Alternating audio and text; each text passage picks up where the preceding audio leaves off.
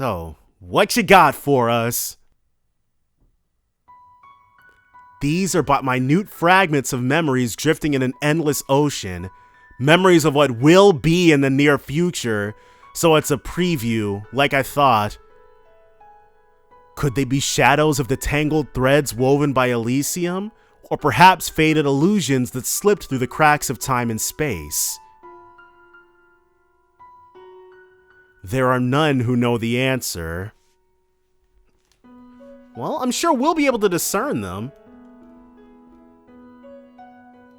Another hot springs paradise, an unconventional student. Let's do... So this is a 2-for-1? January, year 1208 of the Septian calendar. So, okay, that's what it meant. These daydreams are about things that are in the future. Between two great mountains at the top of a Calvardian basin sits Longlai. Ooh! Are we finally about to meet Calvard? The town is known for two things, being the eastern entrance to the Republic and its exceptional hot springs. Through these enticing factors, does it continue to welcome tourists hailing from both home and abroad. Yet today it served guests quite unlike its many unseasoned visitors. These had come from another renowned hot springs paradise situated in the northern reaches of Arabonia, so people from Ymir then. Oh! So, it's the Schwarzers. And this is more, okay, so this is more told like 3 and 9. This is more like a book. That's fine. The depth of flavor in the food here is just exquisite. Agreed. The Phoenix Wings food is certainly nothing to sneeze at, but I have my doubts the chef could replicate dishes this unique in taste. The Bishan Inn's reputation continues to precede itself. Baron Teo and Lady Lucia Schwarzer were sampling the inn's culinary delights, spirits high and stomachs filling fast. It does kind of annoy me that they're using the wrong quotation marks, but whatever. Their daughter Elise sat next to them, her spirit a bit lower by comparison as her brows furrowed with concern. I'm sure its luxuries come with just an equally luxurious price tag, and there's 4 of us, so even 2 nights must have cost a small fortune. Upon realizing what she said, she shook her head. I mean, they are nobility.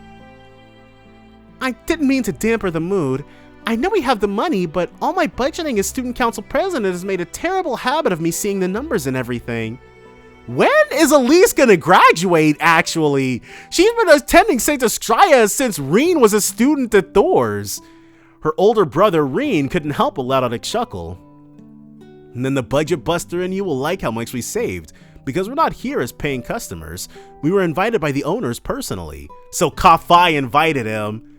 They said they wanted to get to know us since we run similar establishments. So here we are. And we'll be inviting them to Ymir. Sooner than later, of course. Right, Dad? Oh, absolutely. Add this to the list of boons coming from our countries finally coming to terms with one another. Right, just in time for us to start playing over in Calvard. The Republic is reveling in unheard of levels of prosperity, and the relations between our people are more active and festive than ever.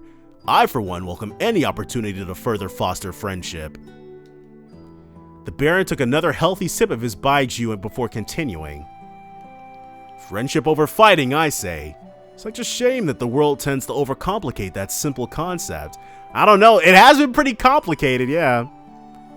Seeing her husband's glass was almost empty, Lucia filled it to the brim while adding her own thoughts. That's all the more reason why we need to make the most of this invitation and enjoy ourselves to the fullest. Their children nodded in agreement.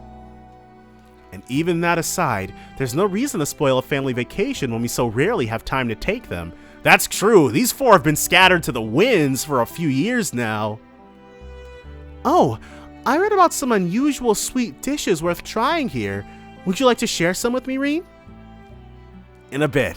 I'm thinking of taking another soak in the hot springs, so I might be in the mood for something sweet after. The food here is delicious, but as far as I'm concerned, the hot springs are the real star of the show. That's my boy right there.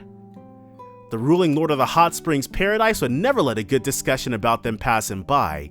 He was as fond of their quality and soothing effects as Renne, enthusiasm undeniably apparent from the warmth of his tone to the width of his smile. Their medicinal springs happen to be a favorite of mine. I can't help but be fascinated by them time and time again. I can't believe it, or I can believe it. I've always known about them, but here's the first place I've been able to feel the way they warm you right to your core. Think we could make one available at the Phoenix Wings? It'd be worth a try, but that comes with its own obstacles. For as many problems as Teo expressed in practical terms, Renne held just as many proposed solutions. The conversation grew more involved by the minute, leaving the ladies of the house to pleasantly bask in their glow and continue enjoying the meal before them. All four felt the same, that it had been too long since they could enjoy each other's company, but the wait had been well worth it. That night, after indulging in his post-dinner soak in the springs and telling his family he was going for a walk, Renne departed the inn. All right, let's do this. So he's gonna spar with the new main character or something. He took a deep breath, the crisp night air of Longlai filling his lungs. The hot springs were an excellent bonus to his trip, to be sure, but it was not the real reason he agreed to visit. Yeah, it's Ka-Fai, okay. Finally, in the flesh, he had come in search of Yun Ka-Fai, the famed sword hermit. Master Ka-Fai was the founder of the 8 Leaves 1 Blade School, of which Renne was a practitioner, and though now over 70 years old, he was still regarded as one of the strongest combatants on the continent. So if they ever do a Trails game around the Orbital Revolution, Ka-Fai, a young Ka-Fai, would definitely feature in it. They had not met since before Renne's enrollment at Thor's. Many a letter was exchanged during the 4 years that followed, but even they had stopped after Renne earned the right to call himself a Divine Blade over a year ago. There was so very much he wished to discuss with his master. What he had learned in his 4 years of training, what had transpired since becoming a Divine Blade, the true meaning behind being the final blade to master the 8 Leaves. There's plenty I'd like to ask that have nothing to do with swordsmanship too. All these questions, all impossible to answer without first knowing the whereabouts of a single individual. Even a senior practitioner like Cassius Bright claimed ignorance, having received not a single update from their old master. He'd always been an elusive but traceable sort, but wherever he was now, he was next to impossible to track. I wonder, Renne and Annalise they've probably met and sparred. I wonder what they think of each other. That was until word of a blade master being sighted in Longlai reached Renne's ears, who's definitely the next main character. I have very little hope of this person not just being Lloyd, but again. The man held a fondness for the town's specialties, those being the hot springs and its fragrant tea leaves, making the sighting worthy of a particular note. He also knew from the letters before they stopped that he intended to journey eastward, making Longlai one of the more plausible stopping points.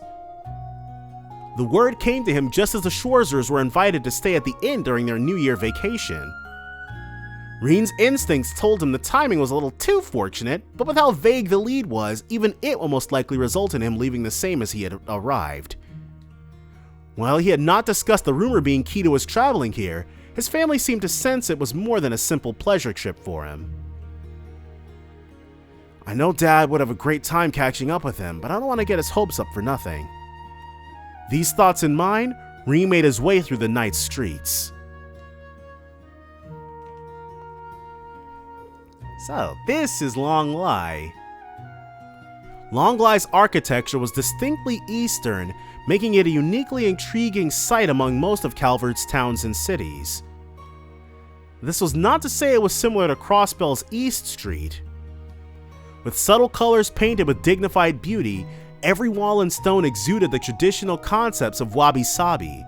One look was enough to understand the region was rich with history. The quiet charm would give way to contrastly lively evenings, where tourists both westward and farther eastward were greeted to stalls dedicated to the hot springs and more. This too held a traditional sort of charm. Renne asked several merchants if they had any information pertaining to the whereabouts of his master, somewhat sheepishly purchasing a number of souvenirs from their stalls to keep himself from being a nuisance. He justified would make excellent gifts for his friends, his co-workers, and his students. So many of them, yeah. I can't believe it's almost time for them to graduate. I might be more emotional about theirs than I was for mine. Okay, so, it has been a year. For the first time, Renne would get to experience what it was like for the young birds he had taken under his wing for 2 years to finally leave the nest. Their first year had been eventful, to say the least, yeah. What had started as a problem class full of disagreements and mounting tension had slowly grown into one of compassion and understanding for one another. It was with each new discovery about themselves and every new ordeal the world sought to impose upon them that they grew not only as individuals, but as a team. He hoped this period would remain as much a meaningful part of their lives as it would always be for him. And of course, skipping a year into the future means that they'd be free to be anywhere in Calvard the plot needed them to be. The months before the Retributive Tower's appearance held many a trial, making the 10 months that followed in its shadow pass all too quickly. In that time, Renne's students continued to mature, building on everything they accomplished in their first year to prepare for and settle into their desired future. Indeed, whether it was by overcoming their demons or by learning to work with them in a healthier fashion, their paths up till now had been well worn, and while they may have had to rest from time to time, he was proud to be part of why their steps continued to face forward. Proud, but also lonely at the thought of saying goodbye. As their second year drew to a close, lacking in grandiose events but still rewarding in its own right, it was this mixture of emotions that bore conflict within him most. Can't believe I'll be going through it all over again next year and even the year after that. Hell of a career I chose to pursue, huh? He didn't know when he stopped walking. Realizing this, he resumed his search, paying respect in mind to the many generations of educators who came before him. No matter where he looked, he could not find Master Calvard in Longlai. It was, however, still too early to say whether the trip had been in vain, as he had at least caught an unverified report of the Blade Master being seen in the mountains to the south. Wandering such terrain at night wasn't going to be ideal, but Renne was already firm on spending the next day with his family. Tonight it would have to be. Making a brief stop at the inn to tuck his souvenirs somewhere secure, he then departed for his new destination.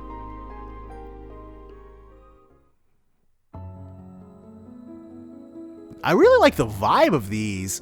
The mountain's winding, half-beaten trails would be more treacherous at night, but they were not off limits as such. The key, Renne knew, would be to not rely on sight alone. His senses of hearing and smell, perhaps even touch, were going to be equally vital in the hours ahead. Calling upon his experience and intellect to heighten all 5 senses, he took in his surroundings in full. This really takes me back to training in the mountains. To call the experience training would imply his time being one of simple tutelage between student and master, but it equated to so much more. The danger then was far worse than it was now, with some days requiring him to set foot in highly dangerous territories just to find the day's food to survive. It sounds like the Kuniyun Mountains may have been used for a similar exercise a long time ago. The Kunlun Mountains. Renne was certain to think on the information gained during his search as he continued along the trail. Searching for evidence of human activity in an environment like this was not a difficult task. Humans always leave something indicative of their presence behind that no wild creature could, be it a long dead fire, footprints, or traces of going on the hunt. One need only follow the like to lead to their source. Renne did so, advancing with the caution instilled in him by both his old master and hunting enthusiast of a father.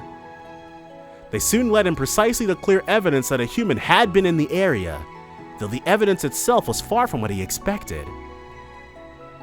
Remains of a camp? No, It didn't look like it had been left by martial artists in training or roaming hunters, but the most peculiar thing was that there were multiple sites like the first, all evenly spaced from one to the next. It was as though something was being measured. Maybe this is from a group of scholars doing field research, but it seems too large in scale for that. There was nothing more to be found here. Renne advanced. Soon after, he found another unusual mound of evidence. It's like someone forced their way through here in a car, or more like hacked open a path wide enough for a car to pass through. All further inspection here suggested that whoever was responsible had given up on this endeavor, leading him to wonder if they somehow found success elsewhere. And if they did, why had they done this at all? The question pestered him. If there was anywhere to clear wide paths, the remote depths of the mountains certainly were not it. But instinct told him he was only a step away from discovering the answer. If I keep following this trail a little farther... At this thought, Renne sensed someone approaching. This is going to be a new character. One person? Two people? Yes, there were two. And it was clear they were aware of his presence as well. Only for a fleeting second did he think they might be the ones responsible for the strange trails, but a deadly tension that now thickened the air told him they were no simple scholars. He felt them draw near, the night veiling themselves well, and then he felt them stop. How about you show yourselves? He spoke without placing his hand on his tachi, signifying to those watching that he had no desire to fight. Their silhouettes then silently emerged from the darkest shadows of the mountains. They looked very much like the shinobi of the east he had heard about, their forms clad from top to bottom in black garments and their faces fully obscured. So these are just goons then. I see your insight poses a threat after all, Divine Blade of the Empire. The contract with our client has yet to begin. We will make an exception for one among their list of dangerous persons. So what, did Heiyue put a hit out on Renne? The White Orchid Dragon couldn't take him down in a one-on-one fight. The silhouettes then charged. They caught him completely off guard, drawing short, straight blades to attack him as they narrowed in. Renne's eyes widened in surprise, but nearly in the same moment he was in a fighting stance, hand over his still sheathed tachi. Fifth form, Morning Moon! He perceived the direction of his foe's attacks, to evade them, then mounted a counterattack of his own. All it took was that instant to repel their assault and leave them vulnerable. Ordinarily, this would be the time to take the offensive, but all Renne could do was stare at the two with disbelief. Does he recognize them? Are they really young? The thought entered my mind as I saw you move, but now that we've crossed blades, are they both new yins? He paused, the disbelief in his eye giving way to a more intent gaze. Are you practitioners of the Eight Leaves School? Wait, what? Wait, Yun Ka-Fai put a hit out on him? Another pause, this time from the silhouettes before answering as though they were well aware the question was coming. No, though we do possess ties to the school. So, this must be an Eastern student of Ka-Fai who then integrated those teachings into the shinobi. We are of the Ikaruga, practitioners of the Black God One Blade School. Ooh! The what? Renne was left stunned. The two Ikaruga held their blades horizontally, ready to thrust them forward at any moment. It was as though they wanted to make clear that while they had been caught off guard once, he would not be so fortunate twice. Renne responded by assuming the middle stance with his tachi. But just as the sides were only a beat away from engaging in battle, a new weapon enters the fray. What can only be described as a black cyclone roared from the darkness at such speed that it seemed certain to slice anything it touched. Its appearance caught Renne by surprise more than the initial attacks by the silhouettes. He had not suspected an attack from that angle, that distance, or even that moment. So somebody's a chakram user then. His enemies, on the other hand, did not so much as flinch at the sight. The approaching blade, over an arch and a half in length, was headed directly for Renne's back. He couldn't possibly dodge it now. Perhaps he should have noticed. Perhaps it was impossible to notice. Whatever the answer, the divine blade of the Empire would soon fall. The silhouettes waited in for his final moments to be, convinced of no other fate in his future. Someone saved him when Renne spun his body in a full circle, applying the intensity built into his tachi from the motion to swing. The blow made was weighted yet precise, shifting the incoming blade to a new direction without mitigating its near overpowering force. This technique was an application of the first form, Helix. There was no greater course in the movement than to use it to redirect the attack without it ever making direct contact.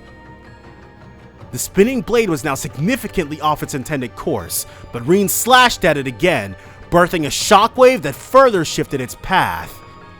The blade went flying hairs to the right of the direction it had come from. A hand was there to deftly catch it in midair. Okay, this person definitely gonna be a new foe and party member. There's a 100% chance whoever this is going to be a party member at some indeterminate point in the future. And what do you know? It is indeed a chakram. Wait, because I was thinking, I didn't say it, but I was thinking, I was like, we definitely know somebody who fights with chakrams. And we do, it's just she hasn't made an appearance in the games since the Trails in the Sky trilogy. You may have only recently taken the title, but you are worthy of being called a divine blade all the same. You used the unclouded eye well. From this hand emerged a new figure from the darkness. While he was clad in similar garments to the silhouettes, something about his presence was much more inspired by comparison. His musculature was thoroughly discernible beneath his body, a body-covering fortified suit. His every movement, however slight, reflected a complete lack of hesitation, and the faint light of his eyes, visible through his mask, projected no emotion whatsoever. The man possessed the aura of a true warrior, one projected only by those who have fought more battles than was possible to count. Fall back. He is too formidable a foe for you to handle. The silhouette slid into the darkness in an instant. Only the new arrival was left to face Renne. I need to know, who are you and why did you attack me? Our contract forbids the disclosure of such information. You will leave this place now, fledgling divine blade. The tone was not one of advice nor one of an order. It was as if the man were stating a fact, his calmness veiling an undertone of malice that told Renne what would happen if he did not do as he was told. I'm afraid I can't do that without an explanation. Not when I haven't found what I'm looking for yet. Yeah, these guys might have done something to Kafai. I understand. Then there was no longer anything to discuss. All they could do was battle. I, Kurogane of the Rogetsu School, shall be your opponent. So, Kurogane stood at attention, the large blade he had thrown before now pointed. I'd have rather settled this with words, but I can see that's not an option. Renne sighed, taking his own stance in turn. Then, Renne Schwarzer, master of the 8 Leaves 1 Blade School's 7th form, shall be yours. The divine blade moved instantly. The bizarre weapon Kurogane wielded was less akin to a sword and more 4 equally sized blades arranged in the shape of a cross, their bases connecting to a single point. That he could direct this large, weighted shuriken as though it were a simple child's toy spoke volumes about how strong he was. Still, even it was not infallible, for it was not one to be ideally used in close-range combat. Kurogane appeared to have no other key weapons on hand either, meaning that if Renne could force him to fight where he would be at his most disadvantageous, he would very likely come out of this the victor. This was what he had in mind when choosing to act first. Second form, Gale! He closed the gap between them, drew his blade, and made a wide swing toward his opponent in the blink of an eye. Kurogane blocked the blow with ease. That, however, meant nothing in the larger scheme of things. Renne knew well this man's capabilities. So long as the gap between them was closed, and it was, he considered the attack a success. But just as though he thought he would be able to push onward and overpower his foe by mounting a newly fierce assault, Kurogane had split his cross-shaped shuriken in half. That's new. I don't think Kilika ever did that. The ease at which he did it made it clear this was intended by design.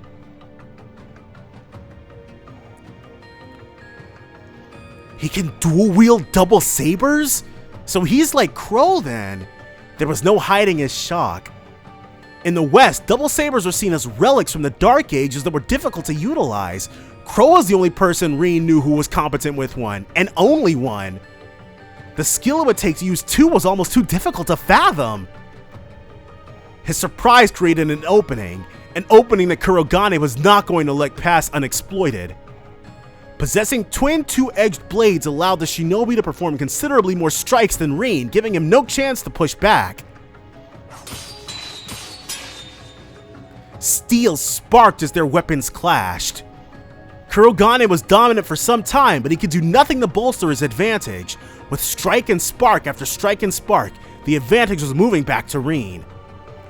This was in part due to him being used to fighting this weapon that defied rationale, but it was also because he'd been given the time to find what he was looking for. The perfect range in which to attack. Double sabers were forged with a shorter reach than they appeared to have, something inevitable due to their handle being in the middle. It could have been because he also used them as shuriken, but the length of Kurogane's sabers were even shorter than Crow's, meaning Renne would have to adjust with the longer length of his blade. He measured patiently, staying only just out of Kurogane's reach and evading the onslaught by a hair's breadth each time prior to countering. It was calculated quickly thanks to Kurogane's frequent rapid strikes, meaning all Renne had to do now was wait for the right moment. This moment would come in the form of his opponent showing impatience for this stalled battle, driving him to take an unneeded step forward. Renne evaded the strike expertly, instantly returning it with an upward diagonal slash. The forceful swing of his tachi made contact with the handle of Kurogane's own swung weapon, knocking it clean out of his hand. Renne dashed forward to make use of this veiled opportunity, but only after a flicker of bewilderment, Kurogane moved to deny him. He blocked Renne's attack with the double saber still in his possession, then hurled a hidden kunai with his free hand, jumping backward a significant distance while doing so. Very good, Divine Blade of the Eight Leaves. You may pale to the skills of our princess, but you without a doubt deserve your reputation. Their princess? He can't be talking about Yin. Wait, a princess of the Eight Leaves One Blade School? Annalise? There's no way. He must be talking about a princess of the Black God One Blade School. Princess? And also 100% a future party member. Renne's intonation went unanswered as Kurogane took a notably different stance than before. Now that he's only got one, I shall demonstrate my respect for your skill with my finest technique. This put Renne staunchly on guard. Senses heightened, he focused every nerve in his body, fixing his eyes on whatever was to come of Kurogane, who was now gone. Oh, I was about to say, why announce it and put your enemy on guard? But it made Renne, it put Renne in a situation where he wasn't primed to pursue him. So yes, a shinobi or a ninja must see through deception. But Renne's not a ninja, so. Nothing remained where Renne's opponent had just stood. He hadn't taken his eyes off him, never eased himself for a moment, yet Kurogane was nowhere to be seen. How? How'd he move that quickly? Was it some kind of spatial translocation? But there were no signs to indicate either one. Was it that he never moved at all and was still there, sight unseen? No, that wasn't it either. The double saber Renne repelled to the ground was also gone. I can still sense him, so he hasn't gone far. Renne and his sensory powers. Renne suppressed the panic welling up within, honing his senses a second time. That was when another black cyclone swirled toward him from the shadows. He had expected something of this nature, so with little deviation, he was able to deflect it as he did the first time. The attack indicated that Kurogane had reassembled a shuriken after recovering its lost half so he could throw it again.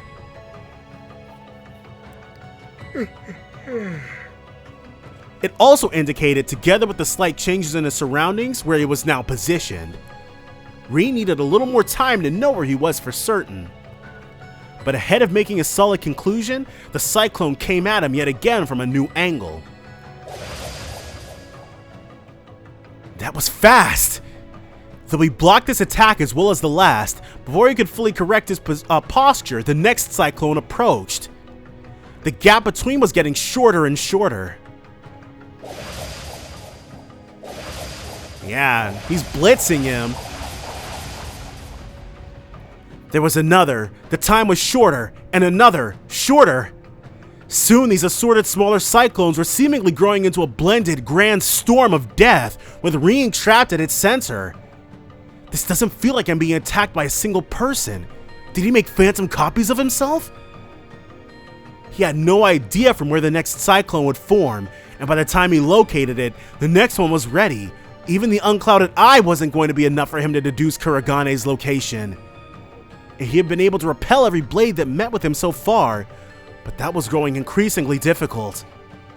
I didn't want to use it, but I'm not sure I have a choice. He's about to use his Unchained Spirit Unification. Well aware that doing so would place him in danger, Renne took his mind off the battle. He gave up blocking and evading attacks, dedicating the bare minimum of his focus to not sustaining lethal blows and focusing his mind inward. He focused on the power that he had long cultivated inside of him. The power he had feared, loathed, and rejected. The power he had now relied on, desired, and nearly surrendered himself to. The power he faced with his loved ones at his side, making it a true part of himself. With his mind clear as day, he unleashed his full strength. Enlightened Spirit Unification! He imbued his Tachi with the great power surging out of him, crying out as he did so, and spinning his body forcibly around to create a bladed circle around him. The energy released by his Tachi repelled all forthcoming shuriken with ease, and with them, Kuragane's phantom copies lurking in the darkness faded to nothing.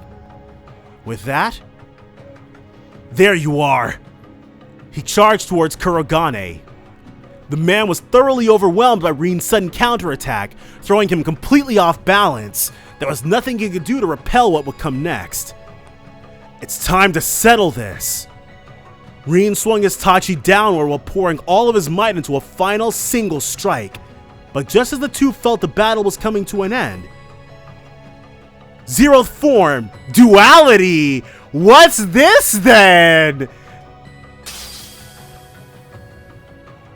Accompanied with a voice as beautiful as a bell was a slash tearing through the sky, its color so black it threatened to eclipse the moon. It effortlessly stopped Renne's weapon from reaching its target. But that wasn't all. What? With a high-pitched metallic sound, Renne's beloved Tachi was sundered cleanly in two! Princess! Kuragane was also taken aback by this new arrival. So that's how we're starting off? We're hyping the Calvard crew up by making Renne look like a chump? I heard what was happening from both our scouts. You could have invited me to join the fun instead of keeping it all to yourself. And I'm sure we're about to get a glimpse of her. The princess of the Black God One Blade School. This I gotta see. The words as she chided Kuragane indicated dissatisfaction, but the music of her tone betrayed her excitement. Renne made to see who this mysterious figure was. Oh yeah, she's a party member for sure. And the sight of her alone took his breath away.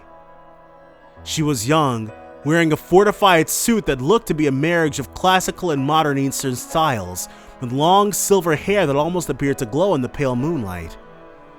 Her age was likely close to Renne's, perhaps a little younger, with well-defined features that still held traces of adolescence, pairing strikingly in contrast to the empty void behind her eyes. Okay, and Renne is what? At this point, he'd be about 21, so the new people are probably going to be 17 to 18. There was the air of a young noblewoman who had been sheltered from impurities all her life, and the stench of a baleful warrior who had bathed in the blood of countless lives. How she was both and neither at once, Renne could not understand, but it was this very quality that made her all the more captivating and dangerous, and probably why she's able to use the zeroth form duality from the description here. In the woman's left hand was a large, black engraved blade that threatened to freeze him for daring to glance at it. No doubt it was what halved Renne's Tachi moments ago. What did... Renne fumbled for the words as he clutched the useless handle tightly in his hand. The fair-haired woman only smiled as she looked down upon it. Your weapon was very fine, but it was never any match for my friend, I'm afraid. She spun the black blade in her hands around gently before holding it up toward the night sky to seemingly display it with pride. It wasn't hard to see why she would boast about possessing such a weapon. He had seen many a blade of historical significance, but instinct told him that hers was better than any of those. The blunt side featured an intricate design of deep gray that, while he could not discern its meaning there and then, he knew was nothing less than a work of art. There was an aura about it, one cold as ice, that seemed to reject its worldly surroundings, making it capable of cutting through anything it so desired. It came in company with a beautiful hilt of deep red that contrasted its body without feeling out of place. This juxtaposition was, in a sense, much a reflection of its wielder, with their two opposing natures being distinctive yet also one. There's that duality again. Renne thought as he observed, her blade was clearly something special, but that alone did not explain the strength behind her attack. He had never heard of the technique she used, but it was certainly connected to the 8 leaves in some way, and the skill she showed in executing it made her equal to a divine blade. Okay, so she might not immediately start off as a party member, but she's definitely going to be a love interest of the main Calvard person. He was so fixated as these thoughts rushed through his mind that he was only brought out by their sudden laughter. I didn't think I'd ever meet you here. I wonder if our old master is behind guiding us to the same place. Or if it's just a happy coincidence. Wait. The manner in which she spoke and her familiarity with Renne gave him a theory. That technique you just used was really something. Consider me intrigued. It's put you a league above more interesting than our senior practitioners. So he was right. Are you? But before he could hear what he already knew, she turned away, refusing to let him finish the question. He isn't here, so why don't you run on back to your family? Go and make the most of your vacation. So she already knew. They knew all about him while he's just learning of the Ikaruga. Just don't let your skill with a blade slip. The world will need it again one day. She spoke with a certain satisfaction as she pointed down to the other half of his broken blade, and then she leaped high, seemingly disappearing on the other side of the moon. Renne could only stare dumbfounded as she vanished. He couldn't even speak. Kurogane left with her.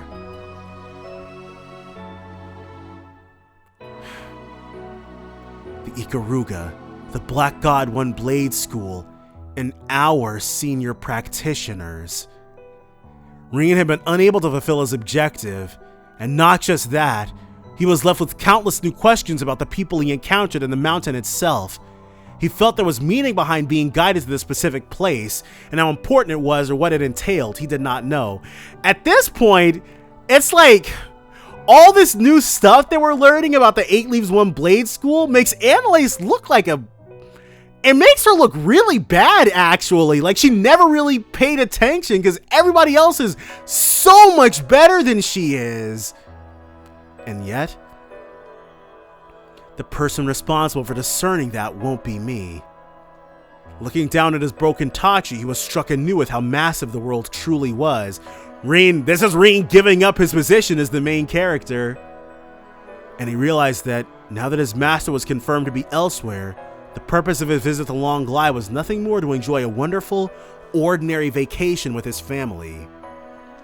This meeting here was but a peculiar coincidence. For now, at least. When I get back, I'll need to reforge my Tachi.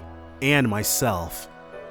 Something stirred in this region, all across Calvard, but there was nothing he could do about that as he was. All he could focus on was training and bettering himself so he could one day play a part against the next threat that loomed over the distant horizon. New resolve welling in his soul, he made his way through the now still mountain trail back to where his loving family waited. So, that was extremely interesting. Another hot springs paradise. The end. Did we get any reward for it? Ooh. So, one. Okay. And I'm sure once we watch once we go a read through an unconventional student, a third. Oh, this one is red for Renne, an unconventional student. This one is probably going to feature Lloyd, and then the last one is going to be Rufus, and then we're going to have all three, and we're probably going to get an achievement. An unconventional student. So I'm expecting for this one to be about Lloyd. April, year 1208 of the Septian calendar. This is 3 months after Renne's thing.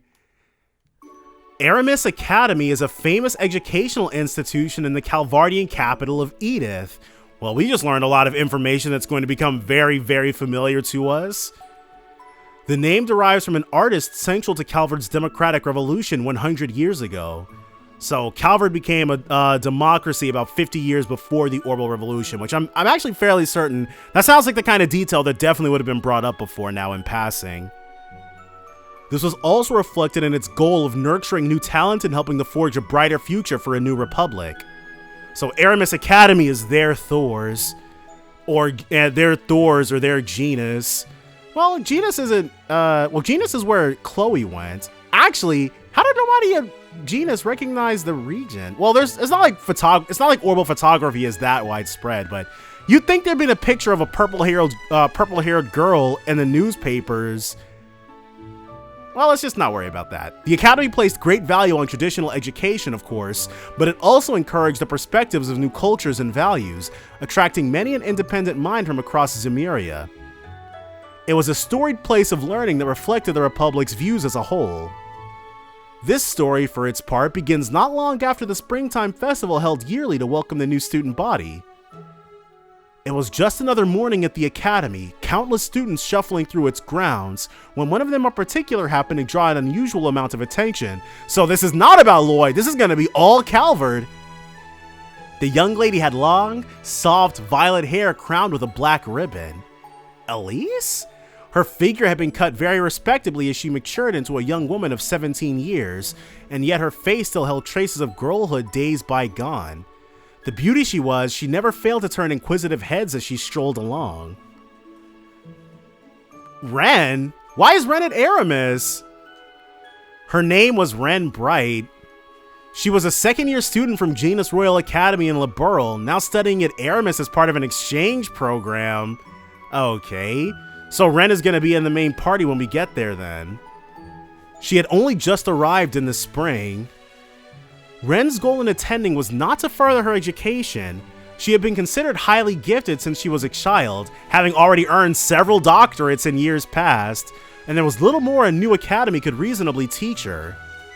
Her goal in reality was to use it as a front to operate freely in Calvard, while just stating it outright is one option. It was hard to find one better than being a student. She had already found the role relatively foolproof during her time at Genus. Even if there were limits to how much a student could get away with, society as a whole was soft on school children. Yeah, considering Red is definitely a serial killer, but it's all forgiven. To move freely would also require drawing as little attention as possible. She aimed to conduct herself modestly, as any elegant young lady who wished to remain unseen should during her time at Aramis. There was just one very big problem with this plan. Good morning, Miss Bright. It's gonna be yet another new party member, but they're getting a whole lot out of Renne, dude. She's featured prominently in all three eras. Isn't she just gorgeous? Look, I see her. She's so beautiful, and everyone says she's just as smart too. All she had to do was walk down the hall to be showered with greetings and whispers of envy and admiration. The school year just started, didn't it? Her looks alone were already enough to make her the talk of the school, but after one of the teachers let slip that she received a perfect score on her entrance exam, there was suddenly not a single person who didn't know her name, which is, I always think stuff like that is hilarious because that is not the sort of thing that will make you popular in an American school. The other students cared not how much she wanted to avoid drawing attention. She was getting it whether she liked it or not. Naturally, not everyone was pleased with the booming popularity this new transfer student had attained in less than a month. While most were busy fawning over Renne's arrival that morning, another group watched the charade unfold from the shadows, echoing audible tuts of displeasure. Renne had yet to be enrolled in any clubs, so as soon as the day's lessons had come to an end, she packed her belongings and stood to leave. "A word, if I may, Miss Bright?" It was a fellow classmate surrounded by a small faction of students clearly loyal to their king bee. Okay, so who's this? So this is gonna be, well, it's not the first Calvardian we've met, but the first non-Eastern Calvardian we've met who was actually in Calvard. Certainly. Though instinct told her this was not going to be a conversation she wanted to have, she made an effort to pretend otherwise. She would not be provoked into behaving as anything but a mature, modest young lady. "I've been wanting to get to know you better for some time now, you see, so I was wondering if you might join me for dinner this evening." The boy, Ronald Griffith, presented a gentlemanly smile. Renne was very much used to being asked out like this, and never once did she accept. She always made up some excuse to turn them down. Today would be no different. "I'm ever so sorry, but I'm afraid I have something urgent to take care of after school today. Some other time, perhaps." This was usually enough to get them to give up, but Ronald was a persistent one. "Well, that won't do. I have something very important to discuss with you, and I've already booked us a table at a very fine restaurant so we could discuss in detail. Is there really no way your business can wait?" There was something ominous about his smile. Renne couldn't help but be curious what he was thinking. "I'm afraid it can't. I'm so sorry after you've gone out of your way to prepare ahead of time. Still, I could spare a little time now, so I'd be happy to talk here if that's all right." "So not tonight then. A pity." Ronald's tone read one less of genuine sadness and more irritation that things were not going according to plan. Well aware that he let slip his true feelings on the matter, he quickly composed himself and smiled. "Now is better than never, I suppose. This does concern everyone in the room, so perhaps it's all for the better said here." To this, Renne glanced around the room, noticing that only she, Ronald, and his lackeys were all who remained. Most were likely on their way home or in their respective clubs. While some would have ordinarily been in the classroom at this hour, she was certain none wanted anything to do with Ronald and his group. He took a step toward her, then began to speak. "I'm well aware, Miss Bright, that you have come all the way from distant Liberl to be here. It's not unusual for students to transfer from afar for family reasons. But I hear in your case you came to Calvard just to learn in these hallowed halls. I cannot help but deeply admire your spirit and thirst for knowledge." Pure theatrics, this one. "At the same time, I worry about you. Brilliant you may be, but living alone in a far-off land must be a terribly lonely and challenging affair. We all need someone to depend on in our lives, and that will be especially so in your situation. So if you don't mind me saying so, Miss Bright, I believe you're in need of someone to look after you, to protect you." At last he shut up, giving Renne a chance to respond. She scrutinized him closely. "In short, you'd like for me to join your circle of friends, correct?" Ronald's smarmy smile broadened. His father was a senator in the Republic's parliament, meaning he held a significant amount of political power, so we'll be seeing this guy a lot. His son used this to his full advantage. Ever since joining the academy, Ronald had used his father's name to form a faction of sorts among the students, forcibly building his reputation until he was the leading candidate for student council president in the election staged in half a month's time. His goal, Renne assumed, was to bring the hottest talk of the academy into his faction to further secure his chances of victory. But who's he running against? Is it just Renne at this point? I think you'll find that joining us would help you feel much more secure and at home here. Or perhaps you don't yet appreciate just how much of a difference having someone like me backing you would make on the life of an exchange student. True, she mused inwardly. Being in a group of high social standing would make it easier for her to gather information. If she could leverage his father's connections to build more of her own, that would pay itself dividends in the days to come. The pompous boy had no way of knowing the actual circumstances that brought her to Aramis, but his proposal was in fact very beneficial to her. She returned his smile with a modest one of her own as she answered. You're kind to think so much of me, but I'm afraid I'll have to decline. Clear, unambiguous rejection. Ronald's lips were still curled into a smile, but he could not hide the twitch in his brow, nor could his lackeys hide their shock. They had, by all accounts, expected her to answer the opposite. Are you sure you won't reconsider, Miss Sprite? Surely someone as brilliant as yourself can see why accepting my offer would be in your best interest. I fear if you don't now, you may, well, come to regret it. All right, Draco, calm down. The last words were a hair slower and deliberate to intimidate her. Renne, of course, was never going to fall for it. I'll admit, it is a tempting proposal. Tempting enough to inspire one to consider helping a certain someone win the student council election. If only that someone weren't you. Wow! What did you just say? The sudden taunt caught him completely off guard, resulting in a flare of irritation escaping him. Renne, for her part, was unruffled by the change. I imagine you don't need me to explain why, but I will to be sure. I've been very aware that the threatening glares I always attract on the way to school every morning have been coming from all of you. They've been a constant in my life ever since just before the festival. All were flabbergasted by the statement, their silence confirming what she said to be true. She continued. Now you have every right to regard me with caution. I'm well aware of how much I stand out despite my best efforts.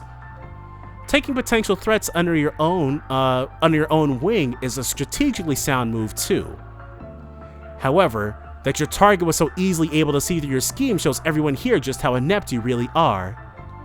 I have better things to do than assist someone so incompetent and small-minded. With a shrug and sigh in a somewhat dramatic fashion, Renne stood before Ronald, his shoulders trembling from rage. Good day to you all.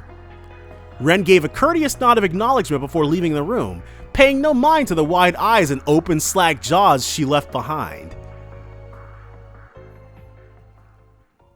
Well, so Agate ended up getting pretty beat up from another one of Mom's crazy jobs she threw at him. Wait, is Tita here too? We did get some good data out of it, but ouch.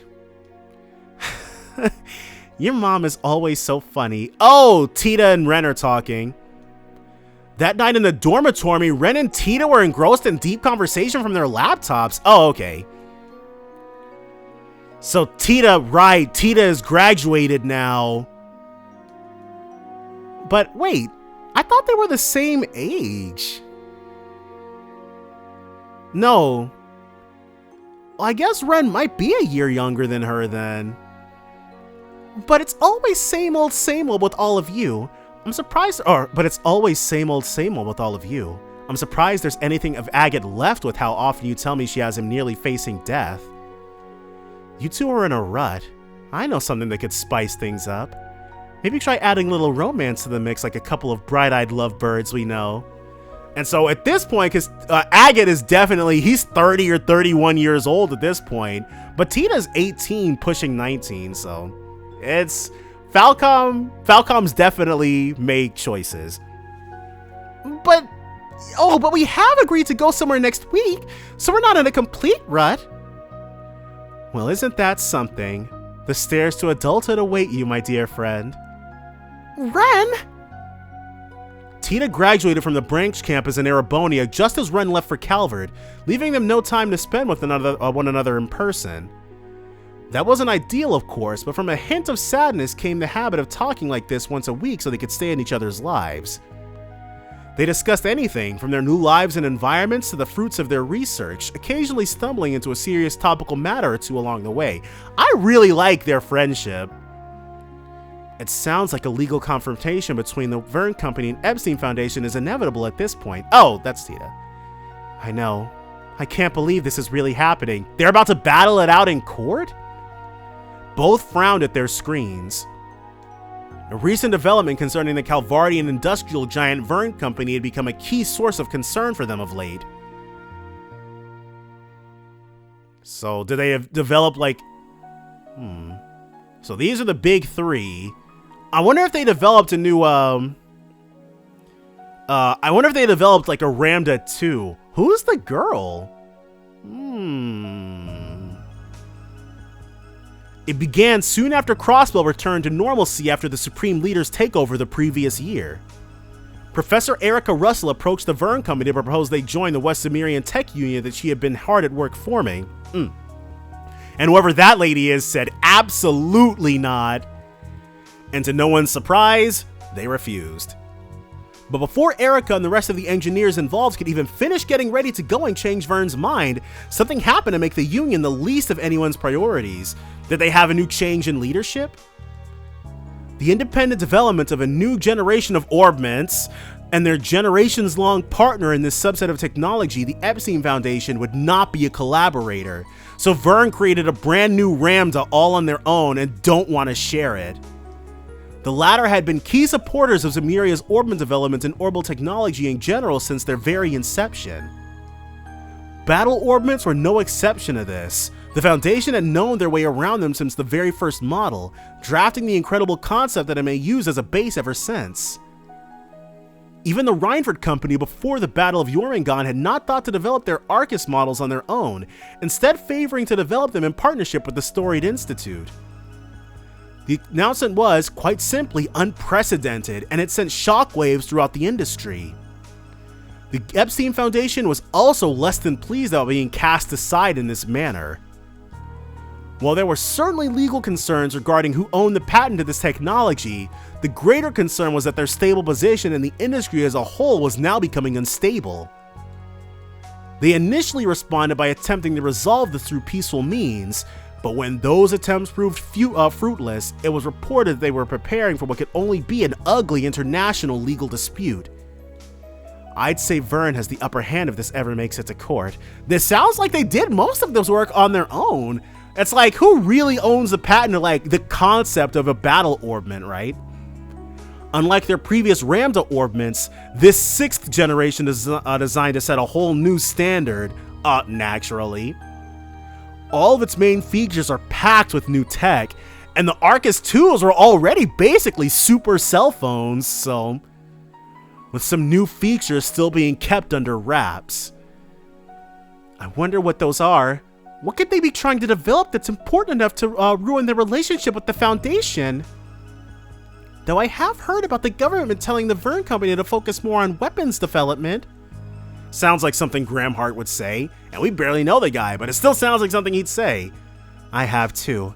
It sounds like they're planning to significantly revamp the military's weaponry. The official story is that they're planning on slimming the military down, but if they're pairing that with the latest in weapons development, then they're still just as powerful, maybe more so. As part of the war's ceasefire agreement, Erebonia was required to downsize their military, bringing it more in line with that of Calvard's. And they just willingly acquiesced to that? That's how you know this is a work of fantasy. Yet if the Republic were to expand the capabilities of its military, this recently forced equilibrium in superpowers would be quickly broken. Whatever may be true, I've got a lot of questions I need answers to. Maybe it would be worth visiting the Verne Company's headquarters in Basel at some point. Alright, and Basel is another place we're gonna be at quite a lot then. You haven't learned anything more about where Professor Hamilton is at the moment, right? So she's looking for the guy who spearheaded the Orbital Revolution. Or was he one of the disciples? No, I'm fairly certain her grandfather and what's his face were under him. Nothing new or concrete, at least. It sounds like she's continuing her research eastward, but I haven't heard anything more specific than that. Oh, is that Hamilton then? Mom and Grandpa haven't had any luck in contacting her either. I'm not surprised since that area isn't very well connected, but it's still unfortunate.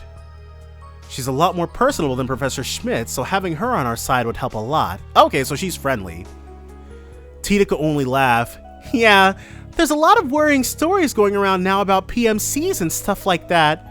So, but Jaeger cores are basically PMCs, so it's just, we're used to this by now. We're in a new place, but it's just everything we've been doing with a new coat of paint. The people that we play as are gonna be bracers all over again.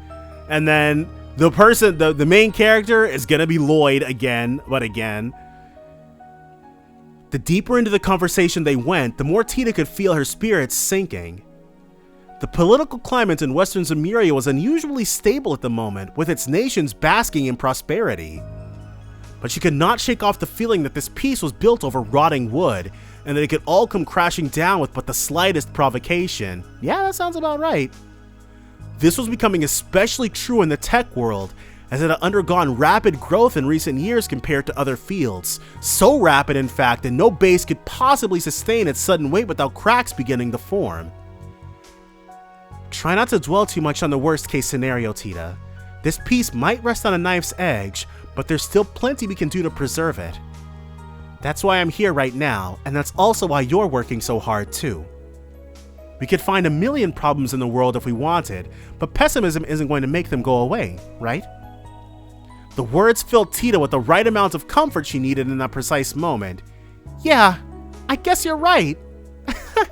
Thanks, Renne.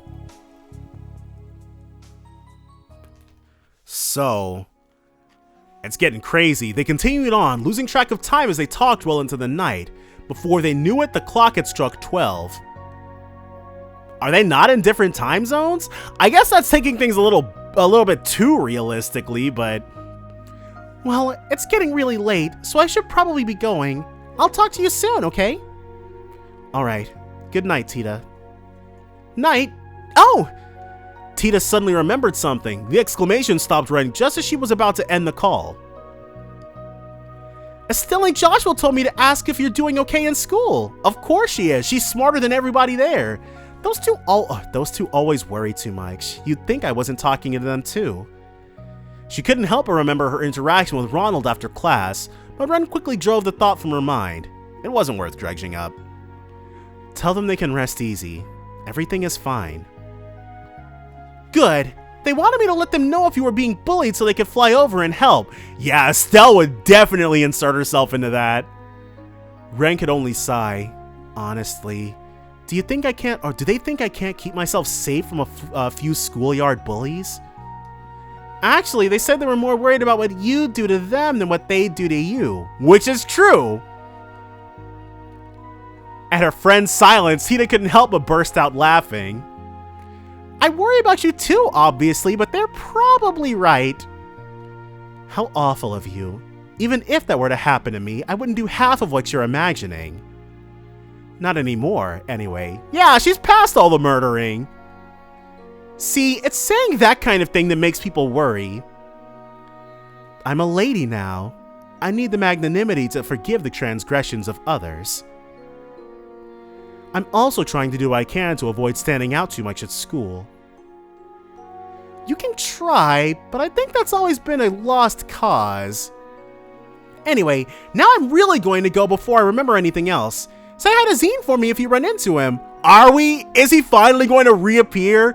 Are they going to drag him out of the ether of non-existence? I'm planning to go and see him when everything calms down. Or I'm planning to go and see him when everything calms down here. So I will. Oh, I've been planning to go and see him when everything calms down here. So will do. I've been meaning to go and see someone else I've been indebted to in the past too. Keelika! By the time the two of them had finished talking and ended the call, one day had given way to the next. So, the morning dawned yet another day of school. However, just as she left her classroom in the main building at the start of lunch and went to descend the staircase, she felt someone suddenly draw near from behind her. Reflexively, she dodged out of the way. A female student then entered her field of vision. She had lost her balance, her expression a mix of fear and surprise. She passed through the spot Renne had been moments before, but her momentum showed no sign of fading. If someone didn't stop her, she was going to start tumbling down the stairs. Renne was quick to grab her and pull her close. She supported the girl's weight with one arm with all the grace of someone taking part in a ballroom dance, saving her from falling. Alright, well hold on now. Several students happened to witness the event unfold and could not help but elicit gasps of admiration. Noticing that the girl's eyes were still unfocused, Renne gently addressed her. Are you alright? You aren't hurt, are you? Finally realizing the situation she was in, the girl, whose face had become quite red, quickly straightened her posture in a fluster. Ha! Renne gets it from her older brother. Yes, I'm okay. You're Renne Bright from the next class over, aren't you? Thank you so much for helping me. You're very welcome. But I would have to caution you from losing your composure like that right next to a staircase. Do you have some really urgent business to take care of? The girl first frowned in response, then paused to think, then answered. Nothing I can think of. It's weird, but even though it was probably my imagination, it felt like someone had pushed me from behind. Obviously, no one here would do that, so I must have just bumped into someone by accident. Okay, well, there's only one real possibility. Ronald is running around the place with a Ramda and did it on purpose, but Red would have been able to spot him out, I think. But Ronald definitely has a Ramda. She thanked her rescuer again before disappearing into the distance. The situation she had deemed her imagination, however, lingered in Ren's mind. If I hadn't sensed something was amiss, both of us would have fallen down the stairs. We could have been badly hurt. Was it really just a coincidence? Or was it a deliberate action by someone who wants to hurt me? If it was the latter... She didn't have anything to support this theory, but with it came a familiar sensation. The feeling of malicious stares focusing on her from the shadows. It took surprisingly little time for her suspicions to gain evidence. After finishing gym class the next day, Renne made for the classroom and began preparing for her next lesson. As she did, she immediately noticed something was amiss. All of her textbooks had been glued shut with an excessive amount of adhesive. Try as she did to open them, it was a lost cause to get to even a single page. It was an obvious attempt to harass her. The culprits behind the act were equally obvious. Not far from where Renne was sitting, Ronald Griffith and his lackeys, whom she so memorably turned away 2 days prior, were snickering to themselves. Their eyes mockingly focused on Renne all the while. They're not even interested in hiding what they're like anymore. I'm sure at this point they want me to know who did it to intimidate me. This latest development also confirmed in her mind that they were responsible for trying to push her down the stairs the day before. What a pitiful sight they were. Because she refused to join their group, her existence was, in their eyes, now nothing more than a hindrance to Ronald's campaign for student council president. They would stop at nothing to either break her spirit and force her to join, or shame her into lowering her popularity among the student body. It didn't matter that Renne had no interest in taking part in the election. After further inspecting the state of her textbooks, Renne's expression grew difficult to read. I think I can make them usable again, but not in what little time I have left before class. The bell soon chimed to signal the start of her lesson. Renne left her textbooks out on top of her desk, making no effort to open them throughout. Her instructor was, of course, less than pleased about this perceived slight against them, picking her to answer a question as an attempt to chide her poor behavior. Miss Bright, please read the next paragraph aloud for us. Ronald and his friends let out a series of pleased giggles at this, their minds delighting at the thought of a flustered Renne being told off and humiliated in front of the entire class. Obviously, it's a book she's memorized. She's about to recite it from memory. But what transpired in reality played out very differently from their fantasies. Without missing a beat, Renne did exactly as she was told, reciting the selected paragraph she had been asked to read word for word. And all while her textbook remained closed. Did you memorize the entire book? Even the instructor could not hide their surprise. But of course, as a student of Aramis Academy, I would never dare to compromise in preparing for my lessons. Renne responded with such grace that she, of course, drew in more sighs and coos of admiration from both her instructor and peers alike. It was only Ronald and his posse who groaned with sullen expressions. Wow. Haven't you heard? She's Renne Bright! The next incident came on Renne's way to school the next morning. She entered the school gates with a horde of other students and was just about to step into the building when she noticed a foul smell coming from above her.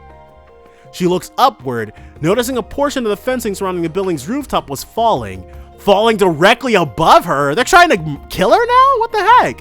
Other students noticed at the same time, letting out screams of horror and worries they could do nothing about. I could get out of the way easily if I wanted to, but the fencing was over 2 arcs in length. She could escape unharmed, but the other students around her would likely not. That was a risk she was unwilling to take.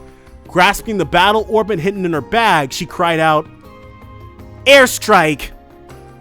A sphere of wind formed in response to her incantation, flying upward at high speeds.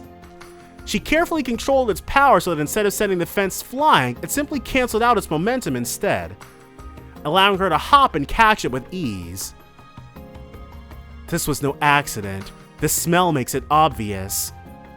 It was the distinct scent of a liquid extracted from a certain plant monster. One of its properties was to imitate the natural corrosion of metal, resulting in its application of certain solvents. This made the fence falling a deliberate action the perpetrator had been trying to disguise as an accident, and with Renne having been the target of several malicious acts already, the culprit was clear. Again, she could feel the presence of those familiar, hateful stares pouring into her from the shadows. But again as well, they were not the only ones with eyes on her. Whoa! That was awesome! Did you see that? Is there anything she can't do? Renne's quiet meditation was disrupted by a multitude of cheers and applause from all around her. As if she were a performer just about to leave the stage, she gave an elegant bow in response. Now that would impress, well, actually no. Both of the things she did would go over well in an American school, I think.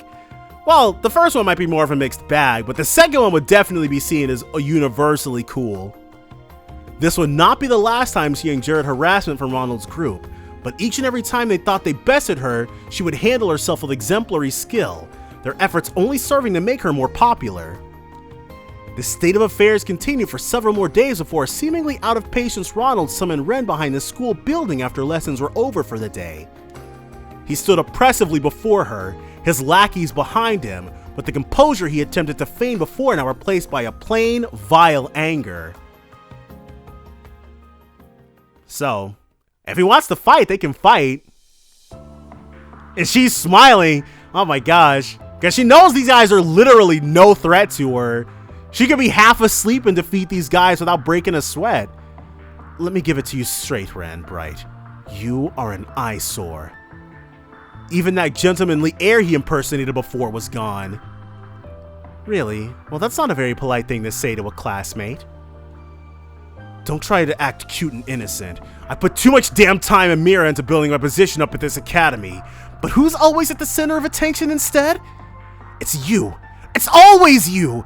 It's like you're deliberately trying to sabotage my chances of success. And that's the last thing I can afford right now. The more livid Ronald became, the more unruffled Renne was in turn. You're only sabotaging yourself by setting me up to succeed over and over again. You are aware of that, aren't you? Had she not been forced to defend herself against him over and over again, she would not have received nearly as much attention. This being pointed out caused Ronald to return an audible tut of frustration. Who cares about how it happens? The point is, this has gone on long enough. So, I'm gonna have to ask you to step off the stage for a while. He's gonna try to hospitalize her? What do you mean? Ronald seemed to prevent some of his initial cool from when they first talked as he answered. Oh, I mean something very simple. You just won't come to school until the election is over. And if I refuse? To this he raised a hand, and in response his lackeys stepped forward to surround her. The boys were unusually well built for their age, showing off their hulking forms in hopes of intimidating her. Refusing is not an option, I'm afraid. If you aren't going to oblige me willingly, we will just have to make it so you can't come to school for a while.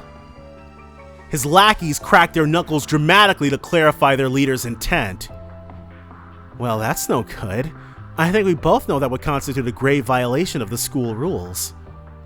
Something about her inflection caused them to mistake her commentary as showing a hint of fear, further fueling their desire to dominate the situation. No one's watching a place like this.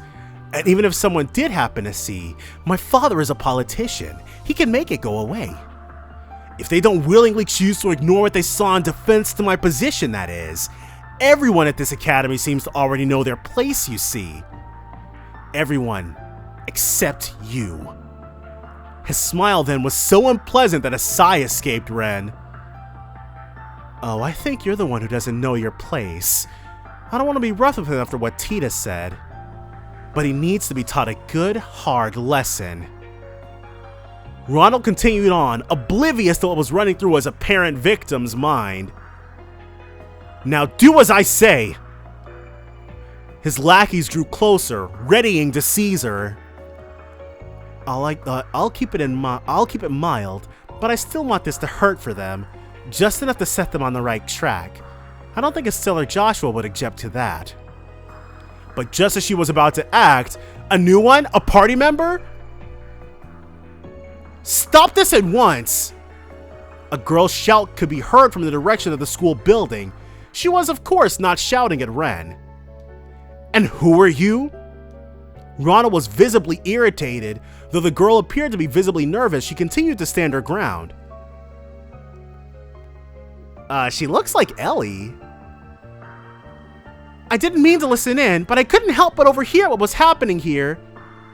You can't go through with this! What you're doing is wrong! The girl stepped forward till she was directly in front of Renne to protect her from her schoolyard bullies. As she did so, the light revealed sleek, dazzling blonde hair that shimmered much like the sunshine above. Renne recognized her to be a first-year student who lived in the dormitory next to her own. They weren't close to one another. At most, they only exchanged polite greetings with one another as they passed each other in the hall. She always seemed like a quiet, polite young woman with a good upbringing, however, not the type whose eyes would glow with resolve as she put her well-being on the line for someone else's. Renne was surprised by this, as was Ronald, though he was less than impressed. He never fathomed that another student would dare to resist him. One thing he did sense was that her resistance was little more than a brave front. With excitement at the thought of stripping that front bare, he grew a sadistic smile and addressed her. So, we're about to learn her name. Is she gonna have a brand new last name, or is it gonna be a returning one? I hope it's brand new. Is it now? Well, how fortunate for me that I have you to show me the error of my ways. Renne can wait. You're a first year, I assume. I'm going to need to give you a lesson in just how right and wrong works in our society. Upon his signal, his lackeys shifted to surround their new target over Renne.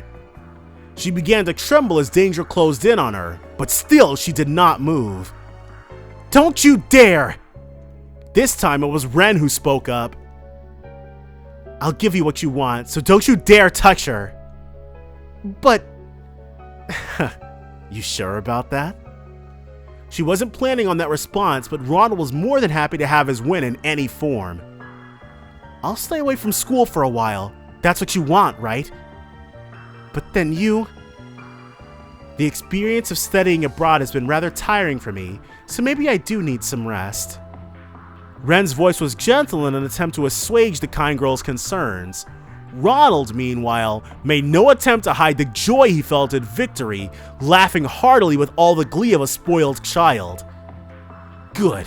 Now everyone knows their place here. I see no reason to harm either of you now that I've got what I want. Consider yourselves lucky now that I've decided to let you go. Ronald turned away and made to leave, his lackeys following suit. Good day to you then. When we next meet, this school will be all mine. And then he was gone.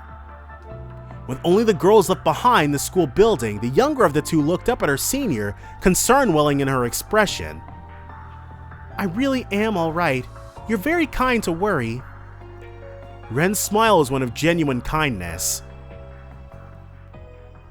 From then on, Ren did indeed stop coming to school, citing illness as the official reason behind her absence. And that other girl is a first year, so I don't think she's eligible to be student council president. The students then gathered in the academy's auditorium several days later for the long-awaited student council election. Aramis Academy as a whole placed great importance on the autonomy of its students, and as such, the student council exercised an unusual amount of power. Do they now? It also weighed upon them a massive amount of responsibility, such as being the sole planner for the Academy's festival, a symbol and celebration of spring in the capital. This, however, also led to the position being a major status symbol even long after graduation. Really? You're gonna be 30 years old citing the fact that you were student council president at Aramis? Okay. All of this was why a large number of students put their names forward to become the student council president every year. Oh, okay, well, maybe the girl will be it. Yet this year, a great majority of the students' promising candidates dropped out under mysterious circumstances, leaving only Ronald and others associated with him on the ballot. So they have to give the appearance of legitimacy, the appearance of competition. I couldn't exactly boast about winning by default. Ronald and his supporters sat in the rest area, chuckling among themselves at the whole affair. Perhaps his name wasn't the only one on the ballot, but none of the others had done any certifiable campaigning, meaning his election was positively assured. Eventually, the time came for him to give his speech. It was a compelling one. He played the part of a respectable young gentleman as he delivered it, speaking with that same silver tongue he inherited well from his father. Oh, he did win. That sucks. There were moments where he failed to hide his arrogance, but as no one else had prepared a speech to give, this was not the blow to his campaign it otherwise would have been. Now, if you could turn your eyes to the screen. The screen he spoke of was at the back of the auditorium. He gave his victory speech before wow, don't count your chickens before they hatch, dude. This was a rather notable feature to have in a school building, to have anywhere, and was installed several years prior for use in lectures and to display recreational films. Other nations had yet to indulge in such luxuries, showing just how far ahead Calvard was in its technology. There's definitely no giant screen in the Genus Royal Academy auditorium, nor anywhere indoors. Up until then, students had used it to display photographs during their speeches, but Ronald intended to take it another step further. He wanted to share a promotional video, and not a simple makeshift self-produced one that might ordinarily be presented by an amateur, but rather a professional work he paid a considerable amounts of mira for. Its quality was genuinely impressive. His victory was written in stone, but this he knew would cement it that much more. Convinced this would serve as the perfect beginning to his ascension to the top of the social hierarchy, he started the video. The musical number it played was rousing, fitting. What followed then was Ronald appearing on the screen. So, how much mira do you want for supporting me? I can make it worth your while. Oh, Ren got her get back. What? The video playing before them was not the one intended.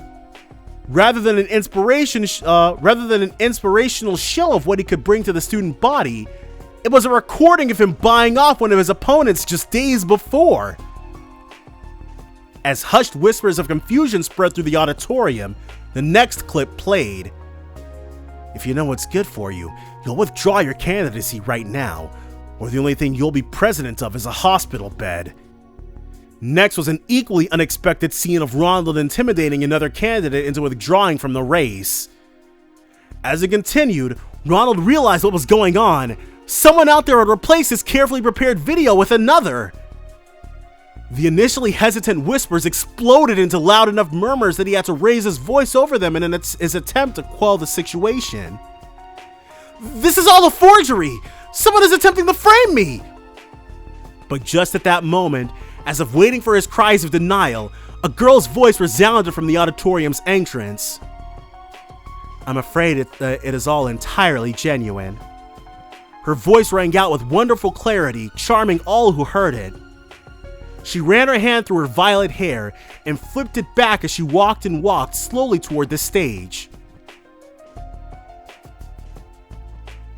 Well, that's curtains for him. Bribing potential threats, blackmailing, threatening, even executing violence against others, and many other cases of bullying besides. You are guilty on every single count, Ronald Griffith. Before anyone could fully understand what was on the stage, what was happening, this student was on the stage and staring Ronald down. All eyes were fixed upon this elegant figure. Indeed, without any effort at all, she had the air of a protagonist from some epic tale making her long-awaited appearance. Damn it, Ren Bright! Must you insist on getting in my way at every turn? He growled through a sheet of sheer anger.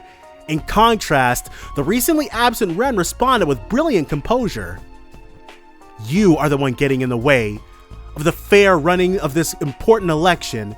Your countless crimes have made a mockery of the whole process. Ren then turned from Ronald to the rest of the student body as she continued to list his crimes alongside the still-running video. God dang! How much is there? Some elicited frowns, others sympathy, others complete silence. But by the time she was finished, all were united in a single overpowering emotion. Anger. It brings me no joy to say this about a fellow student, but I'm afraid it must be said. Ronald Griffith, you do not deserve to even attend this prestigious academy, much less be the president of its student council. Similar censure from other students followed in rapid succession. Yeah, she's right. Stop ruining our academy. You've gone too far. Ren's accusation wasn't the only reason for their anger. The students of Aramis had long loathed Ronald's oppressive behavior. They only hadn't spoken out before because they were afraid of his father's power. Now that they realized he could be stopped, their anger had reached an explosive boiling point. Ronald suddenly found himself at the center of a torrent of abuse. He looked to his lackeys for support, but even they refused to meet his gaze. It then dawned on him just how fragile all he thought he built was. Rage gave way to an instant, deep despair, and, casting a glare of pure hatred toward Ren, Ronald hurriedly sprinted out of the auditorium. Only when he was completely out of sight did the air erupt with cheers of joy. And so that's how Ren became student council president, because there's no way this is not going to lead there. In the end, addressing the aftermath of the election took long enough that by the time she left for the gates, it was already evening.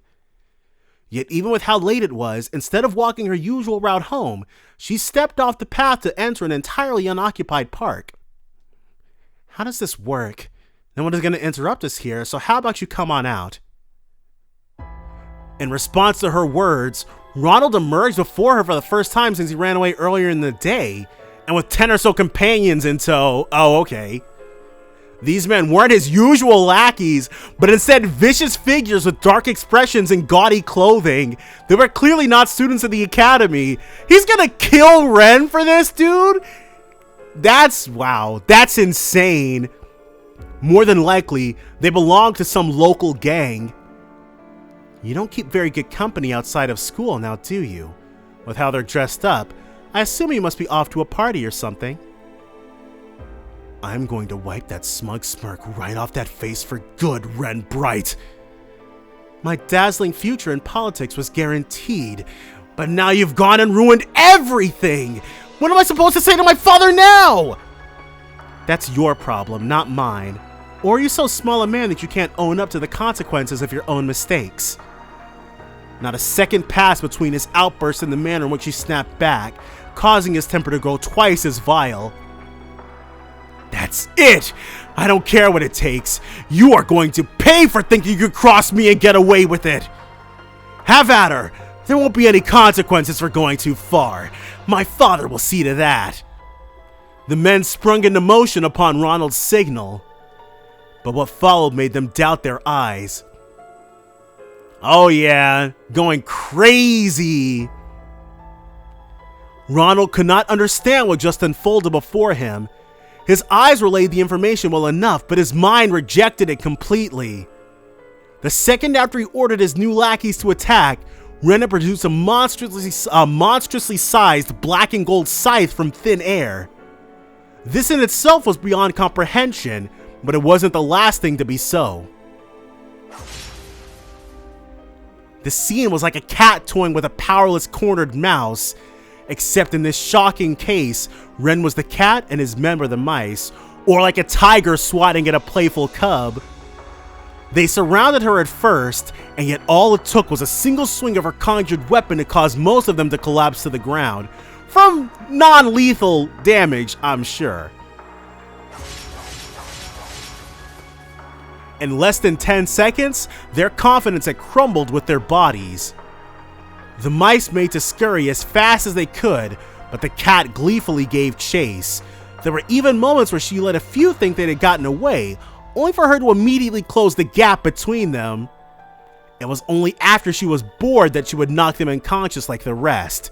Then she would seek delight in her next hunt.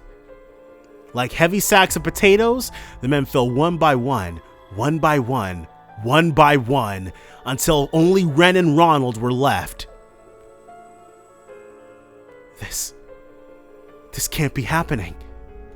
The young man was still struggling to come to terms with what he just witnessed as Ren stretched her limbs like a bored child still gearing up to play. Amateurs. Every last one of them. I thought I could at least have a little fun.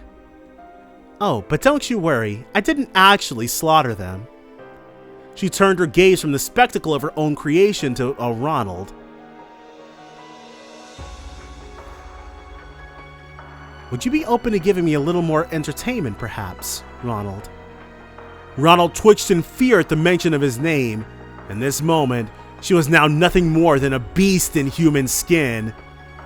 Stay away from me! My father's in Parliament, you know! Try anything on me and you'll live to regret it! Her response was an expression of pure pity before tossing what appeared to be a magazine at his feet. There's no way he would know if his father was kicked out of Parliament before it made its way into the papers. It's one of today's tabloids. You might find its contents relevant. What? At first he was baffled by this shift, but the second he peeked at the cover, his face went pale. Representative Griffith, suspected of bribery and connections to organized crime, read the headline in giant punchy lettering. There's a whole special feature on your dearest daddy, complete with evidence. It mentions that the CID is going to be conducting an investigation as well, so this may be the last day you can say he's in Parliament. My condolences. No! So visceral was his shock at the news that the simple word was all he could muster. Even then, Ren wasn't finished.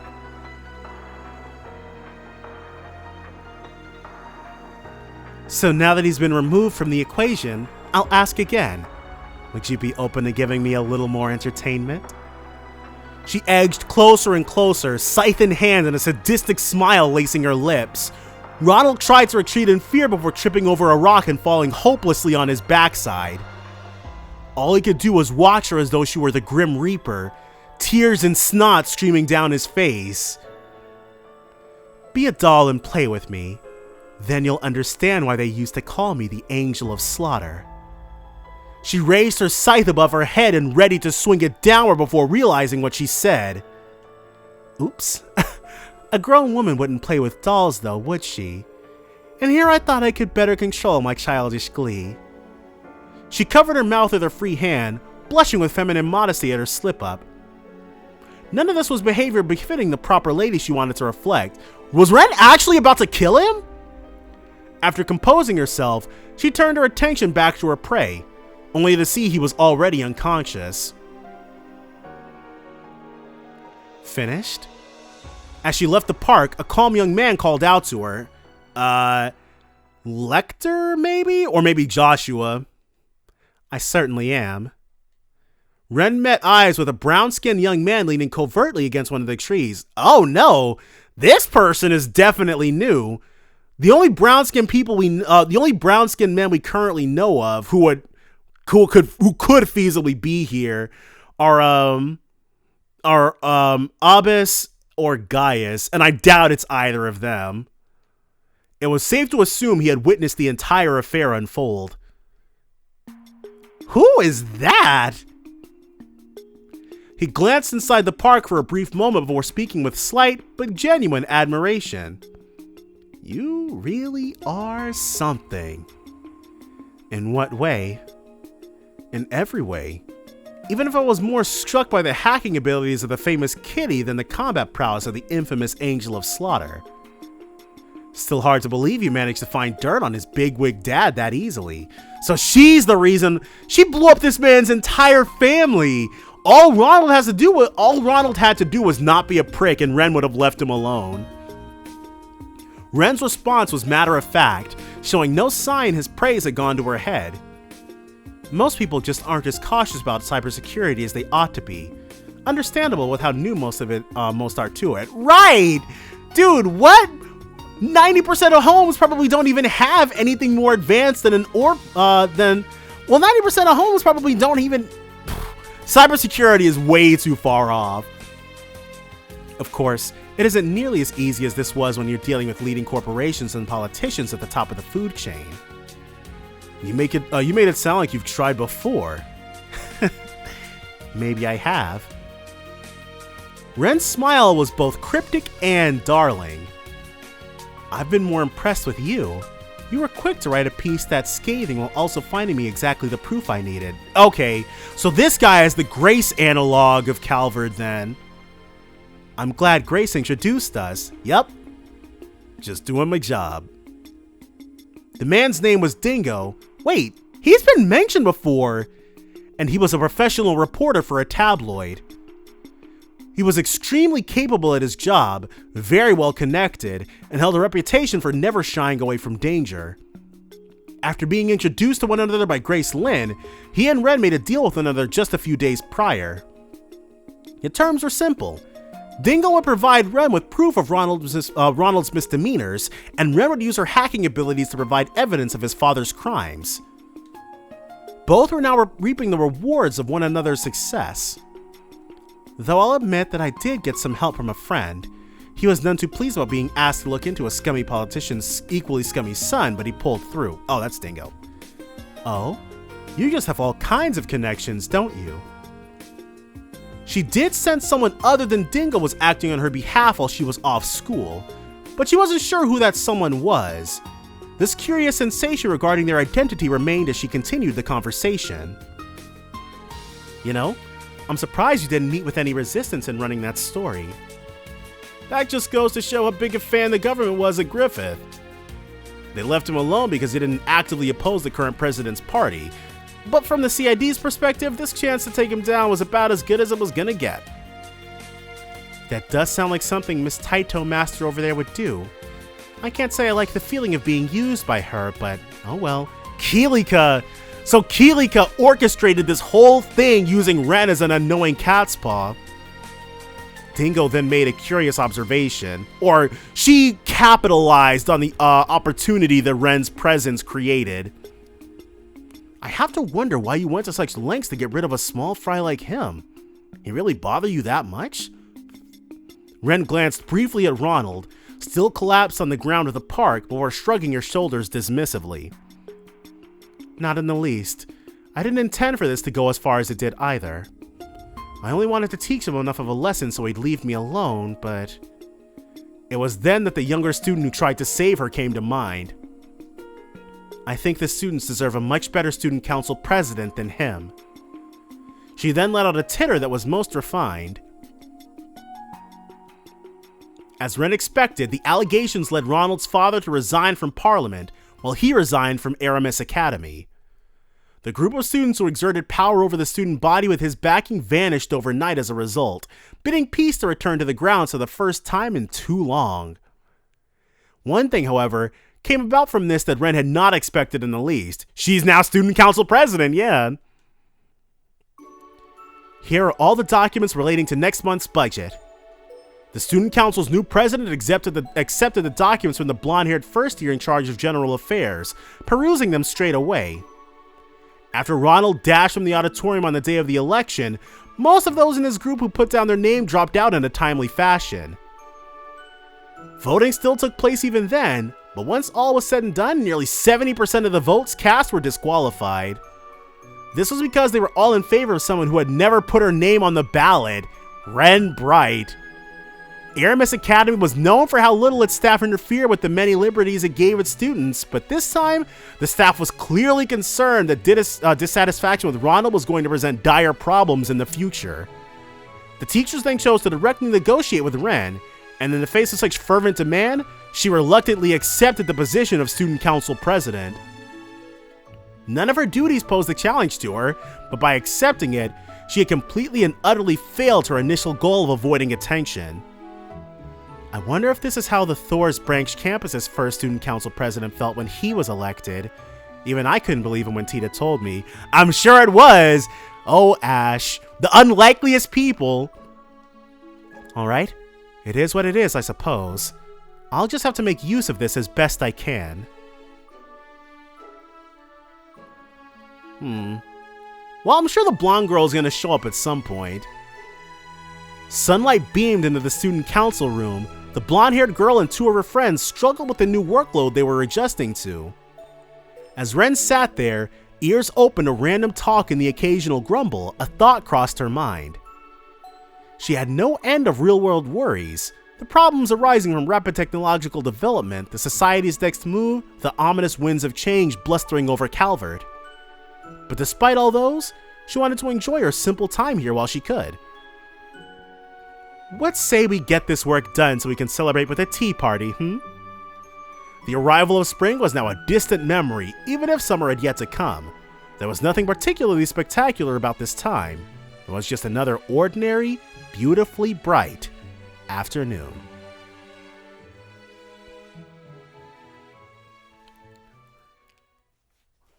An unconventional student, the end.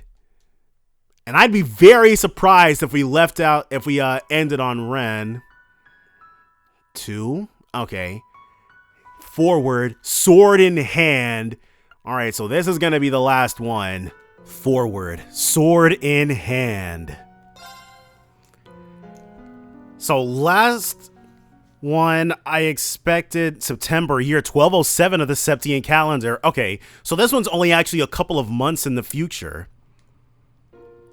Whoa, that's not Lucia. I cannot accept. I was not one to mince words.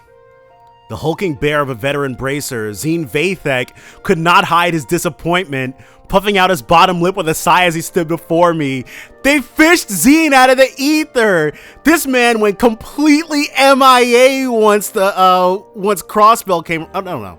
Was he in? He was not. I'm mixing it up with the Evo, because he had an Evo portrait that was of the Crossbell. He didn't matter up until now, which was crazy. He was the only one. Not again. You gotta resign yourself to the inevitable one of these days. There's no way that's Keelika. There's just something about her that doesn't... That braid... I had been indebted to this man, who was as capable as he was kind, since my first days in the guild. I guess it is Keelika. Truly, I didn't wish to be a source of vexation for him, but the wish alone was not enough. I have neither the experience nor skill to be worthy of A rank, so I cannot accept your recommendation. No, Keelika is definitely... Keelika was never a bracer, so this is a new character, a Calvardian bracer. Bracers are assigned ranks based on their strength and achievements, with A rank being the highest, on paper at least. Its members are the very face of its beloved organization, and as such, ranks are a metaphorical badge of honor to be worn with pride. So how had I received multiple recommendations for the most prestigious rank in 6 months, and she keeps turning them down? I spared no effort in working to hone my craft in the years I'd joined after school, and certainly wouldn't classify myself as a doe-eyed newcomer, but to have my name among the greats of the guild? Absolutely not. But after turning down my first recommendation, a second one had come from the guild's headquarters in Le Mans. If you ask me, you got both in spades. There's something else making you lead toward a no? Zine's awkward smile told me he had been pressured by headquarters to persuade me. I folded my arms. Setting aside whether you're overestimating me or not, which I believe you are, there is. I would very much like to not stand out any more than I already do. I've been getting offers to be a model, to star in films. It's been, frankly, exhausting forcing them to give up. Now what do you think would happen if I were to accept a promotion? I'll be neck deep in the same mess all over again. Who is this person? Okay, that makes sense. But sorry, you're a 1-2 punch in the beauty and bronze department. Trying to lay low is a lost cause. With the kind of fans you're getting, maybe you should consider the silver screen after all. Who knows? You might walk away with an award from the film festival. Zine's laugh was hearty in contrast to my unamused frown. Much as I respected him, he could do with showing a little more decorum.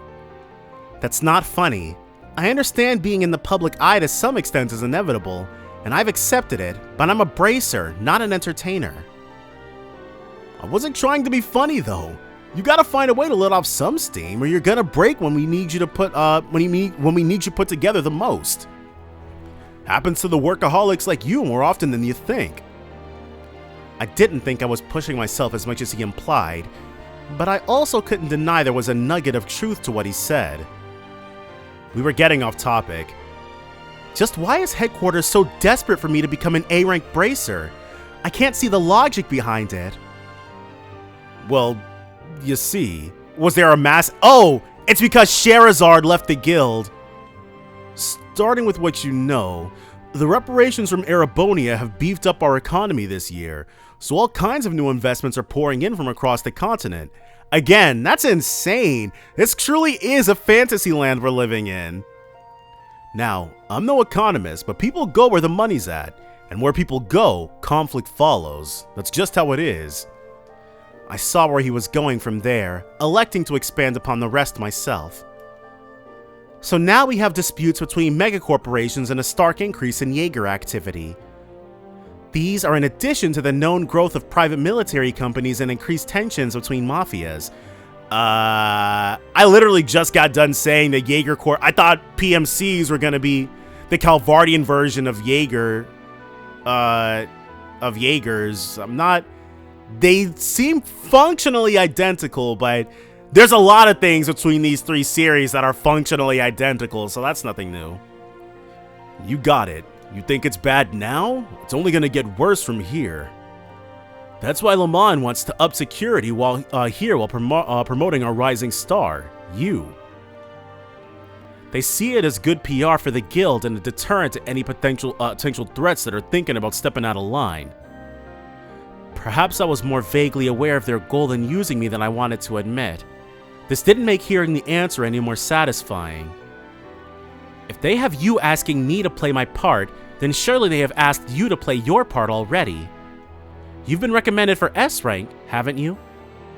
If you know of a better deterrent than having an S rank in Calvard, then I'd like to hear it. Zine scritched the back of his head awkwardly upon my statement. I just don't think I'm up there with someone like Cassius Bright. Honestly, I did a recent replay of SC and Zine's True Distend. It's actually really good. He's got some excellent crafts. S isn't even an official rank. And even if it was, just look at me. You think a guy like me is a picture-perfect advertisement for the guild?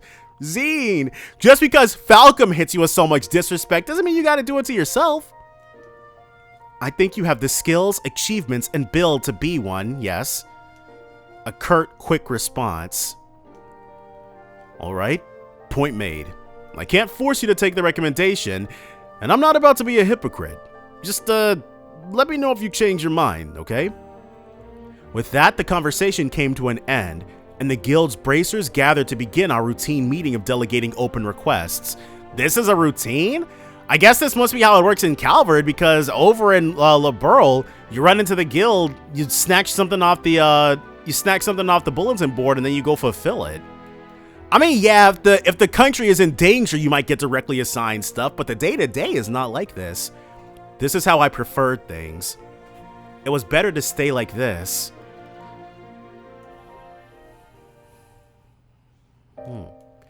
There was a point when I wanted to be something more.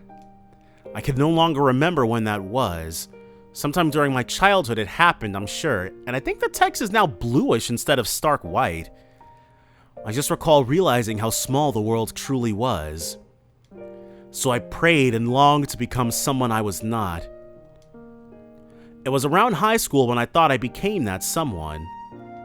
Those years were unforgettable. I'll never forget the unexpected reunion that was had there, nor the priceless treasure I had gained. Is this someone we know? I truly thought I'd gotten closer to who I wanted to be. But in the end, it was just wishful thinking. My hand, once held, was now empty, and I was still a nobody. But I refused to stand still. I grew unrelenting in following the new path I chose for myself, ignoring my family's objections. My motivations had changed, however. I no longer possessed that girlhood desire of becoming something more, or becoming someone. I just needed to keep moving, however aimless that movement was. So... No? The clothes? Well, it's the bracer getup. Well, aren't we looking gorgeous today? I'm assuming this is Keelika.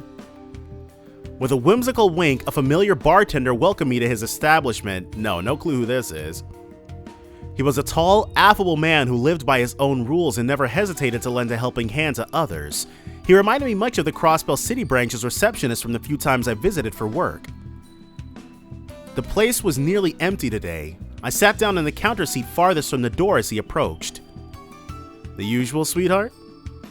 I stopped by here after a hard day's work on occasion, and whenever I did, I always ordered coffee and a light snack. This was not a coffee and snacks kind of day. I want something with alcohol. Even beer will do. An adult? That's surprising. Not at all fazed by the vagueness of my order, he walked away and started preparing my drink. It wasn't long before he returned and placed an elegant glass in front of me. I think this is a little more you than a beer. It was a beautiful cocktail composed of two colors, a clear blue like that of a priceless sapphire and a calming jade. Not as Mellis? No doubt he could tell how disquieted my heart was and was trying to soothe it in his own way. I thanked him inwardly before daring to broach my other reason for coming. Have you learned anything more about what I asked? Apart from being a skilled bartender, he was also a well-known informant. Okay, so we'll be meeting this person before too long then. He was extremely well connected to the guild, the press, and even the criminal underworld, but he was very careful never to overstep his bounds with that last one. Okay, so so there's like a Reverie type organization running around Crossbell, which, Heiyue, but I think Heiyue was like a cut above Reverie. Indeed, I found him to be a valuable source when needed. I wish I could say yes, but not even Dingo has any promising leads. Still, I think you've got your eyes on the right district. It's only a matter of time before they get smoked out. I see. Since the guild's investigation turned up nothing, I was hoping he would better point me in the right direction, but it seemed this was going to be a lot harder than I hoped for. Things will work out. Just pace yourself and keep at it a little bit at a time. That also applies to that cocktail. That's a strong one, so don't drink it all at once. I tilted the glass delicately between my fingers as he stepped away, my mind continuing to wade through the case I was following. There had been a stark increase in illegal drugs on the market. Not just any drugs either, but ones of the highly addictive, dangerous variety. Heiyue, who effectively ruled over the criminal underworld in Calvard, ordinarily limited their proliferation in the market as part of their rules. Limiting the number of drugs was, of course, far from the ideal elimination of them, but none could deny that the syndicate's actions had brought some semblance of order to where chaos often reigned supreme. Really? That's surprising to learn of Heiyue, of all organizations. Yet the past few years had seen a worrying number of criminal groups rebelling against these carefully curated rules. One of these groups was surely behind the change in the market. And all of this held a presumed connection to two missing people. Will we get names? The guild and police had been tasked with searching for two children below the age of 10, a boy and his younger sister. So, I mean, it can't be Swin and Nadia, because this takes place in 1207, and they're both, Swin is 13 and Nadia is 12, so. They simply left the house one day and had not been seen since. Evidence suggests that they came from a perfectly ordinary family on good terms with one another, so the likelihood of them running away was slim. We mulled over the suspicion that they had been abducted for ransom early on, but not a single demand was made following their disappearance, so it was quickly ruled out. Despite a healthy amount of manpower that was coming from both sides, neither the guild nor the police had yet to find them. That said, the search so far had not proved entirely fruitless. Their last known location was fortunately established, and it was, unfortunately, a popular site for illicit drug trade, so they got human trafficked. The working theory from there became that the siblings witnessed a transaction and were held captive by the criminal parties involved as a result. If that held true, then the longer it took our parties to find them, the greater danger their lives were in. The abductors wouldn't do anything right away. Murder was sure to leave trace evidence behind, but it was only a matter of time before they resorted to that or trafficking abroad to be rid of them. With each passing second, the odds of the children being returned unharmed were dropping to zero. At the same time, all of this was pure speculation on our part based on a single established location. For all we knew, this had nothing to do with the criminal underworld at all.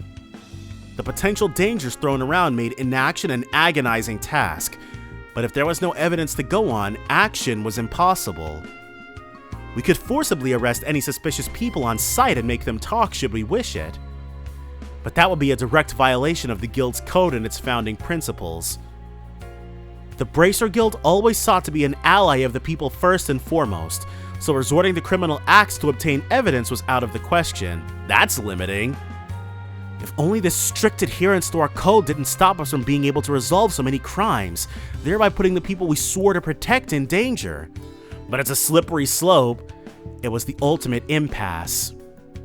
As I found myself pondering on this impossible dilemma the Bracers had placed themselves in, a familiar face came to mind. He was a childhood friend with blue-tinged, unkempt hair. McBurn? Though we had lost contact with one another some years before, he one day returned to the city as suddenly as he had left it. Soon after starting up a peculiar profession that skirted the line of legality to a dangerous degree. No way! She's friends with McBurn? The kind of profession that could easily involve himself in the affairs of many an unscrupulous individual. Or so I believed. Just what did that idiot think he was doing? He'd walked out of my life without warning and walked back in much the same. I'd spent so much time searching for him. I knew our reunion would be an awkward one based on how we parted, but for him to return after all that waiting, all that searching, and dive into some questionable enterprise so different from my own was almost too much to bear. It gave rise to many concerns as a bracer, and many more concerns as a friend. And the one that bothered me most was, why hadn't he come to see me? Did he have any idea how worried I was about him? How worried I am about him? Irritation building, I took a large gulp of my cocktail, but the alcohol only fanned the flames of anger burning in my heart. They burned brighter and brighter still, becoming a dazzling white that projected countless transient images of the past. Then, just as quickly as it had flared, my anger faded in an instant, replacing itself with a very different emotion altogether. Sadness? Why did you leave me? The words slipped from my mouth without me realizing it, making me feel downright pitiful once they were said. If someone were to see me in this state. You still haven't moved on, I see. A familiar but unexpected voice called out to me, causing me to jump slightly from surprise. I quickly regained my composure. I just have a few choice words I'd like to say. My response feigned calmness as best I could. I couldn't help but think I had more than a few choice words, really, but following up with that would aid my annoyance in a way I would rather not further. Oh, I imagine you have more than a few. Right, of course he would see right through me. The bespectacled man then sat down next to me as though our running into each other was no coincidence. He was another childhood friend of both myself and the one I was lamenting over, and someone who followed a remarkably different career path from either one of us. So this guy's got glasses. I kind of hope it'd be weird if it was McBurn, but if it's still bothering you that much, why not just go and see him? You already have his address by now, surely. I don't know, McBurn doesn't seem like the type of person to rent an apartment. How could I with how much time that's passed? As I mumbled my response meekly, I thought I could hear the man next to me chuckle. Well, then I suppose there's no need to rush things. With your line of work, I'm sure your paths will cross naturally enough in due time. I didn't expect that kind of response. You make it sound so romantic. Lest you have forgotten, I don't struggle with expressing what's in my heart the way he does. Now, since we're here, how about a toast? I'll, make your next one non-alcoholic. And lest you have forgotten, I can handle my liquor just fine, thank you very much. We then spent the rest of our time reminiscing about the past. It had been too long since we were able to just sit and talk like this. It wasn't that he and I had become estranged, but both of our jobs made it a trying task to meet even at the best of times. By the way, I've heard word you turned down becoming an A-rank bracer again. What? Somebody in the Bracer Guild is blabbery? Of course that wouldn't escape the CID's ears. Oh, okay. She's talking to an agent of the CID. I should have figured. The information itself wasn't confidential, but that he already knew something, however unofficial it was entirely typical of him. The Bracer Guild focused on protecting civilians, while the CID focused solely on the needs of the president in office. The groups were neither enemies nor allies. They simply had very different goals where work was concerned.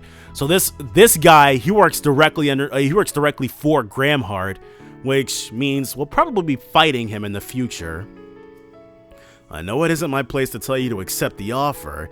However, he paused before resuming, his tone becoming markedly more serious. The times we live in demand a new hero. That much is clear. I had no idea what a realist like him was trying to say by implying I was a hero. But before I could inquire further, he changed to the subject that was likely what brought him to find me in the first place. Now, if you don't mind, I have something that will be of interest to you regarding those missing children. My eyes widened from the unexpected change. He continued. We've identified the group that made that district their turf, as well as have compelling evidence of a crime taking place. You may proceed as you like in cooperation with the police. I couldn't believe it. On a fine silver platter, he had given me just cause to act, and since the information came from the CID, there was no reason to doubt its veracity. I felt it. I was on the verge of rekindling my girlhood desires. All I had done till now was follow life where it was taking me. And yet here I found myself before a new path that could lead to that someone I once wanted to be. This deviation terrified me. What if it led me to losing someone again? What if it ended in more pain? My fear begged me to stay idle. I was a fragile human being at my core. I knew it well. It made me wish I was anything but. It inspired me to take up the sword and rebel against any whispers of weakness, and I played the part admirably on the surface. But if I were forced to face cruel reality in the future, I wondered, would my heart be able to take it? Okay. Whoa, clearly. Okay, so she's also... I wonder if she follows the, Black God One Blade School. As I sidestepped to the left, I shifted my center of gravity and unleashed a flurry of slashes against my first foe, using that momentum to thrust both myself and my blade toward my second. Two low-ranking mobsters fell to the ground. They were members of a mafia I had been chasing, and right now, I was in the thick of their den of operations. Okay. So Reverie Part 2, though I doubt this has anything to do with them, especially since Killing Bear has gone straight. My friend gave the guild and police the excuse we needed to take a more direct stance against our targets. His information was vague, however, so we still had to discern their precise location on our own. I, Zine, and several other bracers agreed it would be best to split our forces and attack several locations in unison for this part of our mission. Based on what just transpired, it appeared my location was the lucky winner. There's the intruder! Hey, I've seen her before! She's from the paper! 2 more reinforcements arrived, but I was hardly going to give them time to act. I raced forward, swinging my sword twice as I passed them, and they fell before they could even raise their weapons. I advanced. Mobsters appeared in droves. Presumably, word of my arrival had already spread. There she is! She's that bracer word's been going around about! Well, damn it. What if the immovable's here too? Don't be chicken shit! It's one woman! We can take care of her! They then charged me in a mass, at least 10 of them, with more reinforcements on their way from farther inside the building. Forcing my way through with how many they had in their number was risky.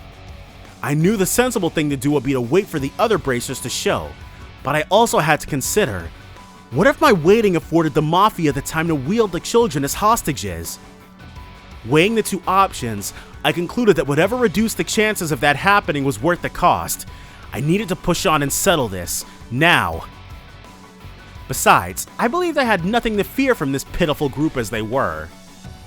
Were they seasoned combat veterans, they could have used their numerical advantage to implement complex formations and corner me, but they did no such thing, the amateurs. And they dared to believe they held a candle to Heiyue's martial arts? Wait, she fights? Ooh, okay, this just got spicier. In the face of one of my experience, their bloated size was more of a hindrance than a help. They wouldn't be able to utilize even half of their potential against me. I first had to position myself and them appropriately. If I could ensure the gun-toting wielders among them were in each other's line of fire while rounding up the close-range fighters to a single spot, they would soon have bigger worries: friendly fire. Their vulnerabilities would then spell my victory as I cut them down. 1 down, 2 down. The precious seconds after defeating a foe were the most advantageous. Just as a man had fallen, I was onto another before they had time to adjust to my incoming blade. There was no pattern to who was next by design. I chose my targets with stunning erraticism, throwing them into complete disarray as more collapsed to the ground. 3 down, 4. I would go around them in a wide circle. I would move between them. While remaining ever aware of any surprise assaults at my back, I waited through them till I encountered the ones farthest back. These ones never even considered I would be able to reach them. They were spread so carelessly. The men took up their guns with newly alert panic strewn across their faces, but their fate was already sealed. They were powerless as I closed the gap between us. 5, 6, 7. With over half their number down, the remaining mobsters were quickly losing their will to counter. Some attacked out of adrenaline-induced desperation, calculating their next moves so poorly that they fell into my long-set trap and accidentally attacked themselves. At this point, the battle was as good as final. All I had to do was continue taking them down till I was the last one standing.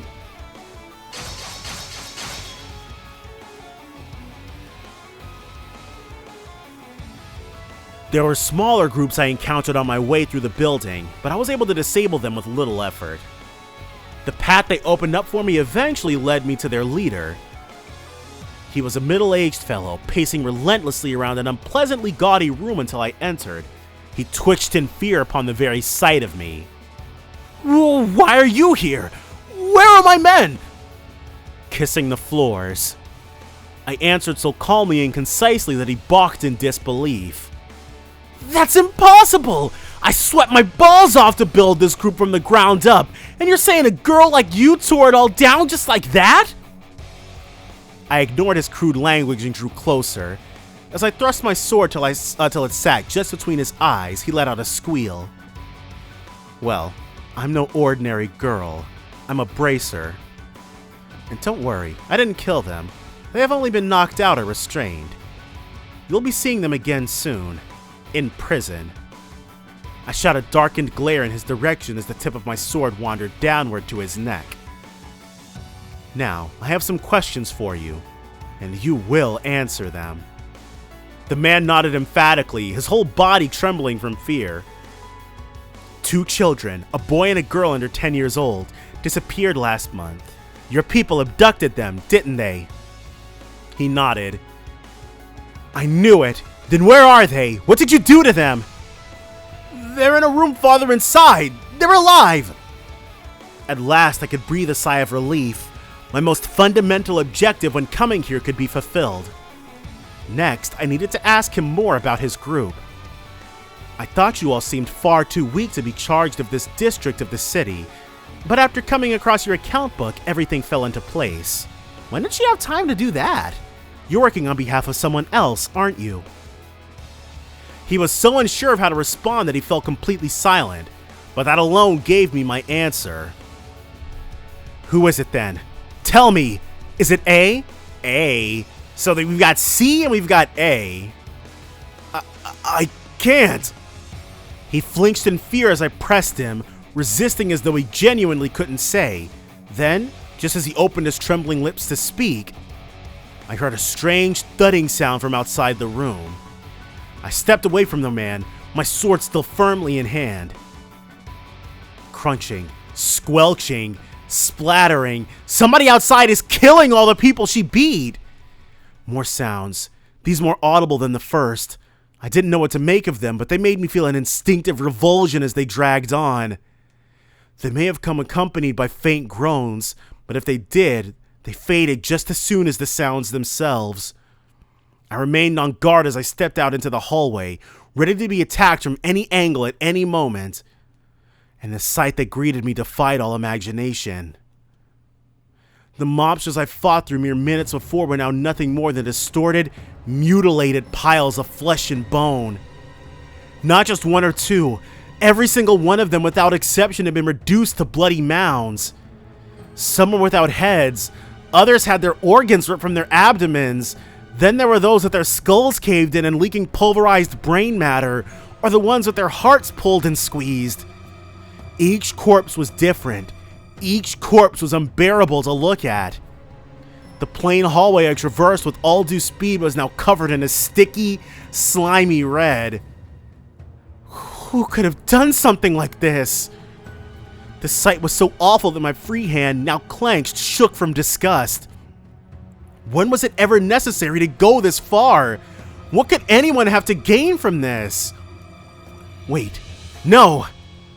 I realized I had just made a very careless mistake. I turned and hurried back into the room I was just in. I was too late.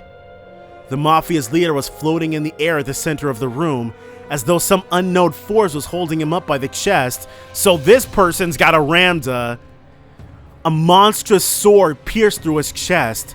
A single streak of blood dripped from his unspeaking mouth. There was no room to believe he was anything but dead.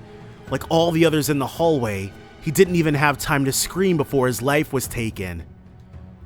Who are you? I barked at the center of the room, trying to drown out my instinctive fear with anger. At a glance, only the corpse and I were present, but if I strained my eyes, I could also see the faint contours of another distorting the space around them. It must have been some form of active camouflage. I would have thought it would be basic courtesy to give your name before asking another's, charming ace of the Bracer Guild.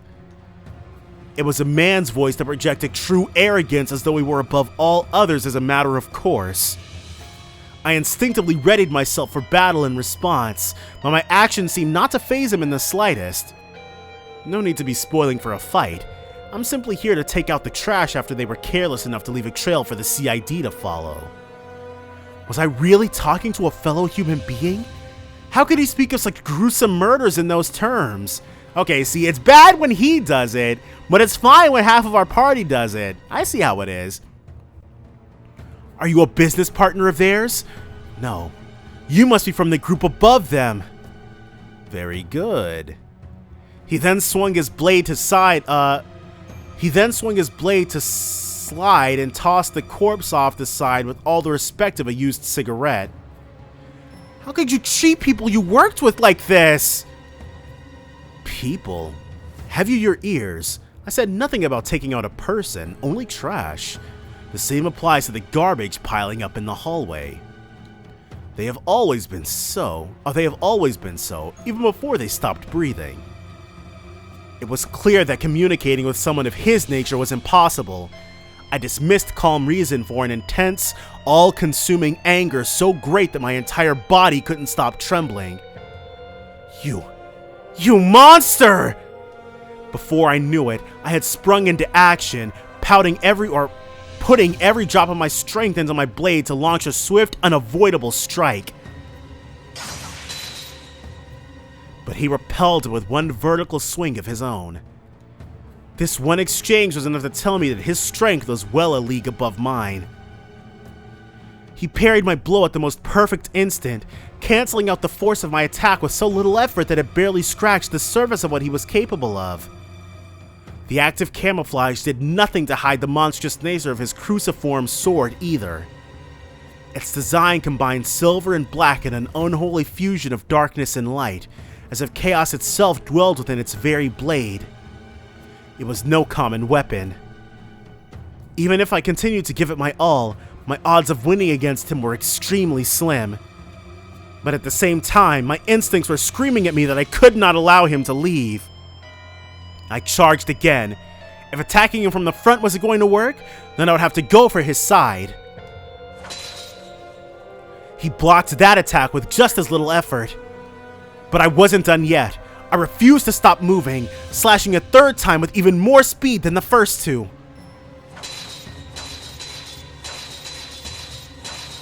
Man, we're going back and forth like crazy.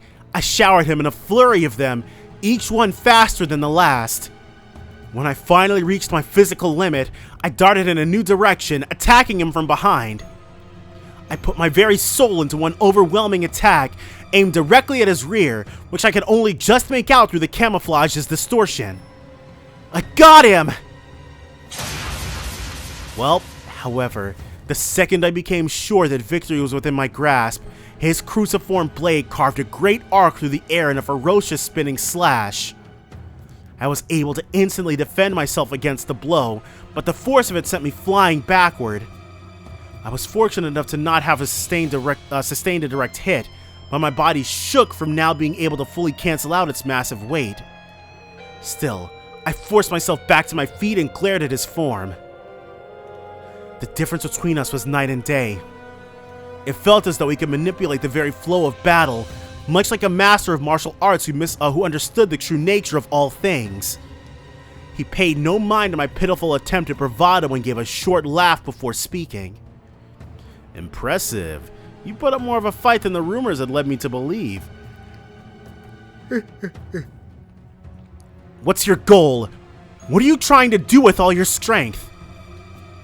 I expected him to reject or ignore me, so I was taken aback when he paused for a sincere moment of thought before answering. An interesting question. I suppose, to instill fear. Fear? I almost doubted my ears. Fear is at the heart of all we know. Domination and servitude, order, harmony and production. All of it exists because of fear. That is why I seek to instill fear in its purest form, much like the retributive tower that appeared in Crossbell half a year ago. Such a pity that it fell. There was such pleasure in his words that it made it easy to imagine the expression on his veiled face. And as insane as what he was saying sounded to me, I knew he meant every word of it.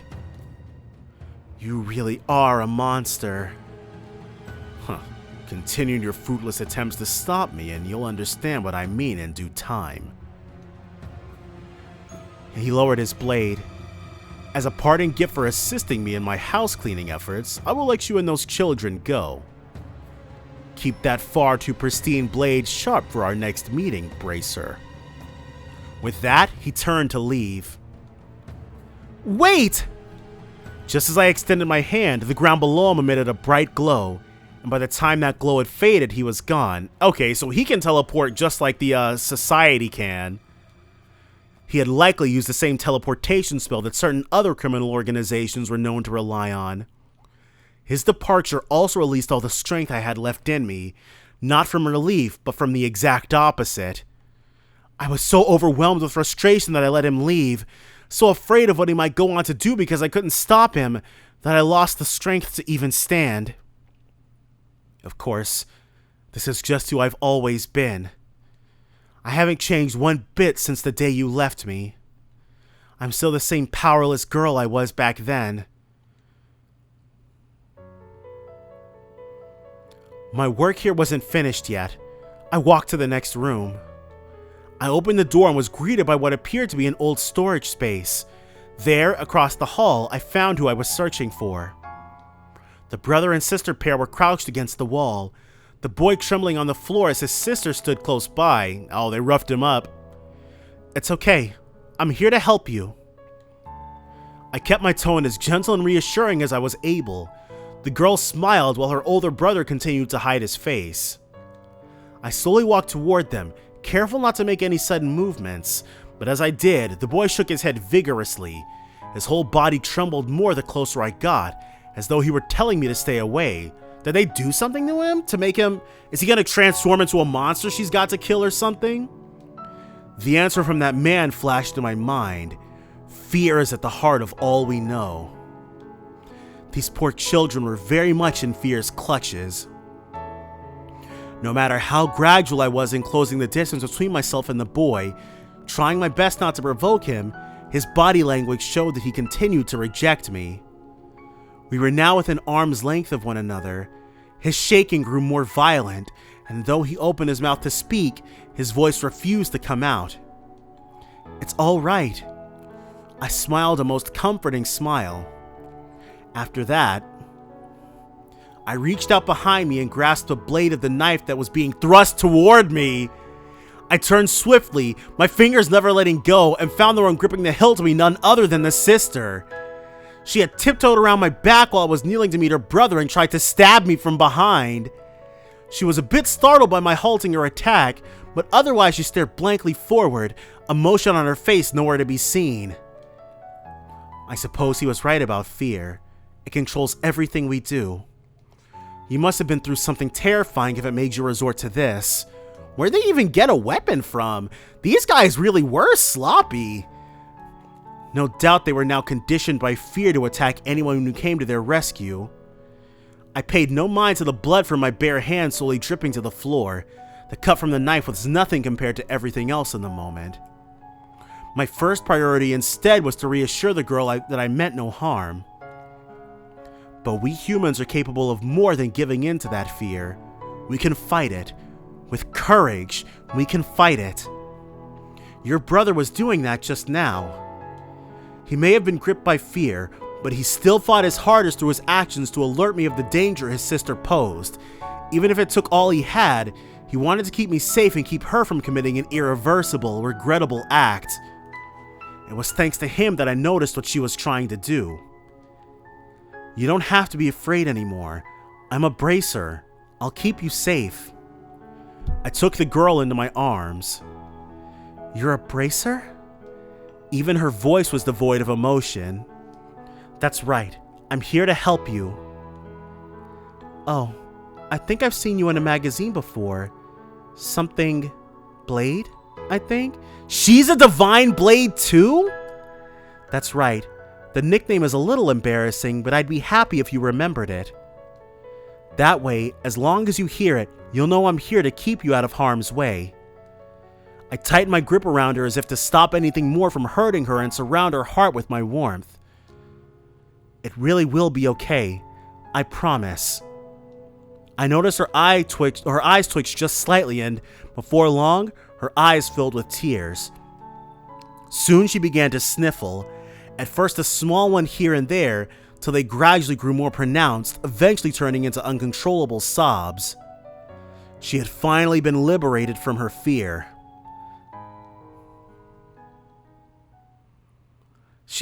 As for me, I had stayed my course.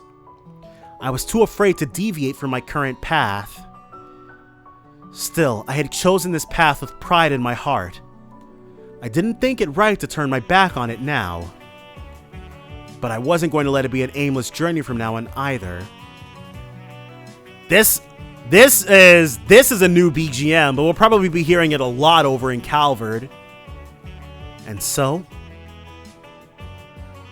it was another day in the Edith branch of Calvard's guild. It sounds like the Mafia was trying to copy what that other organization of assassins managed to pull off. I was discussing the recent case with Zine. The siblings had indeed been inducted because they witnessed an illegal transaction.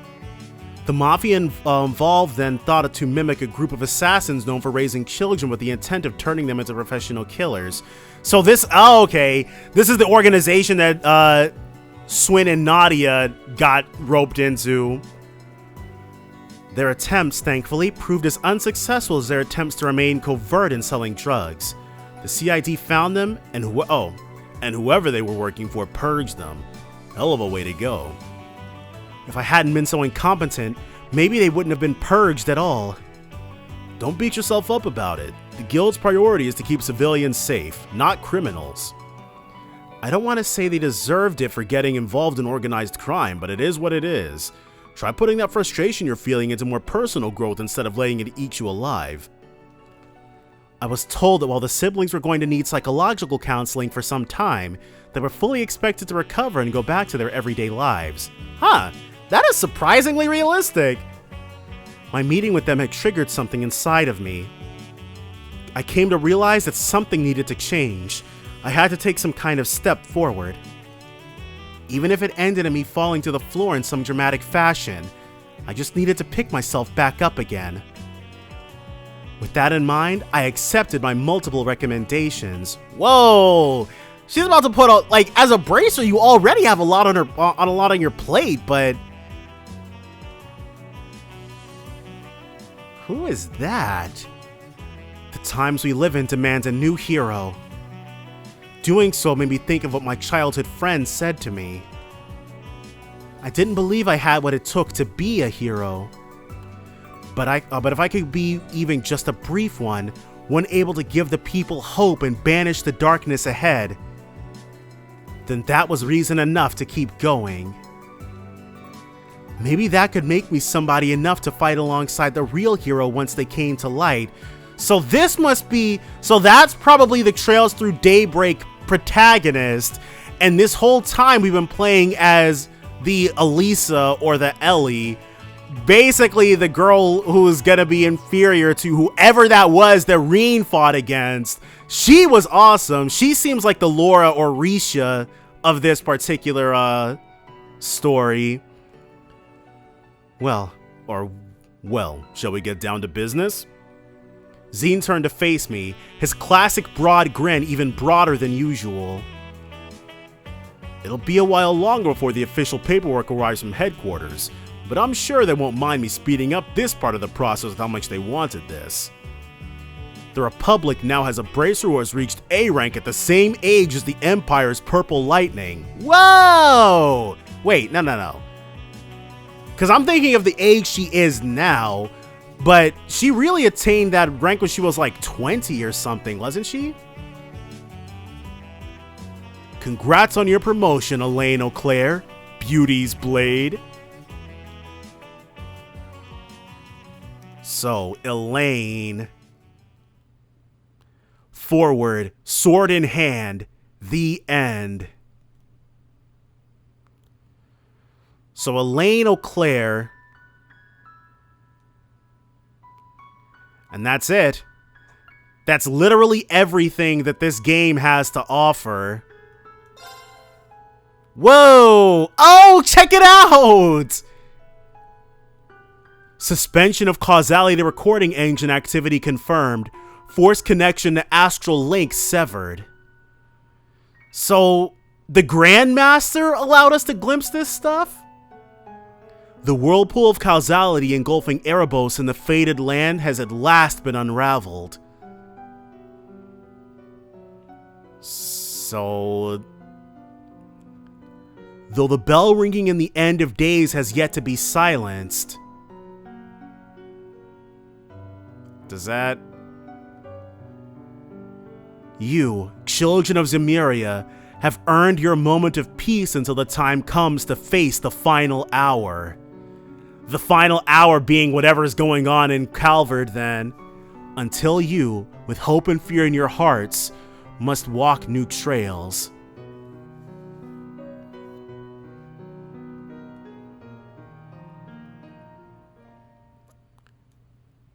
Wow.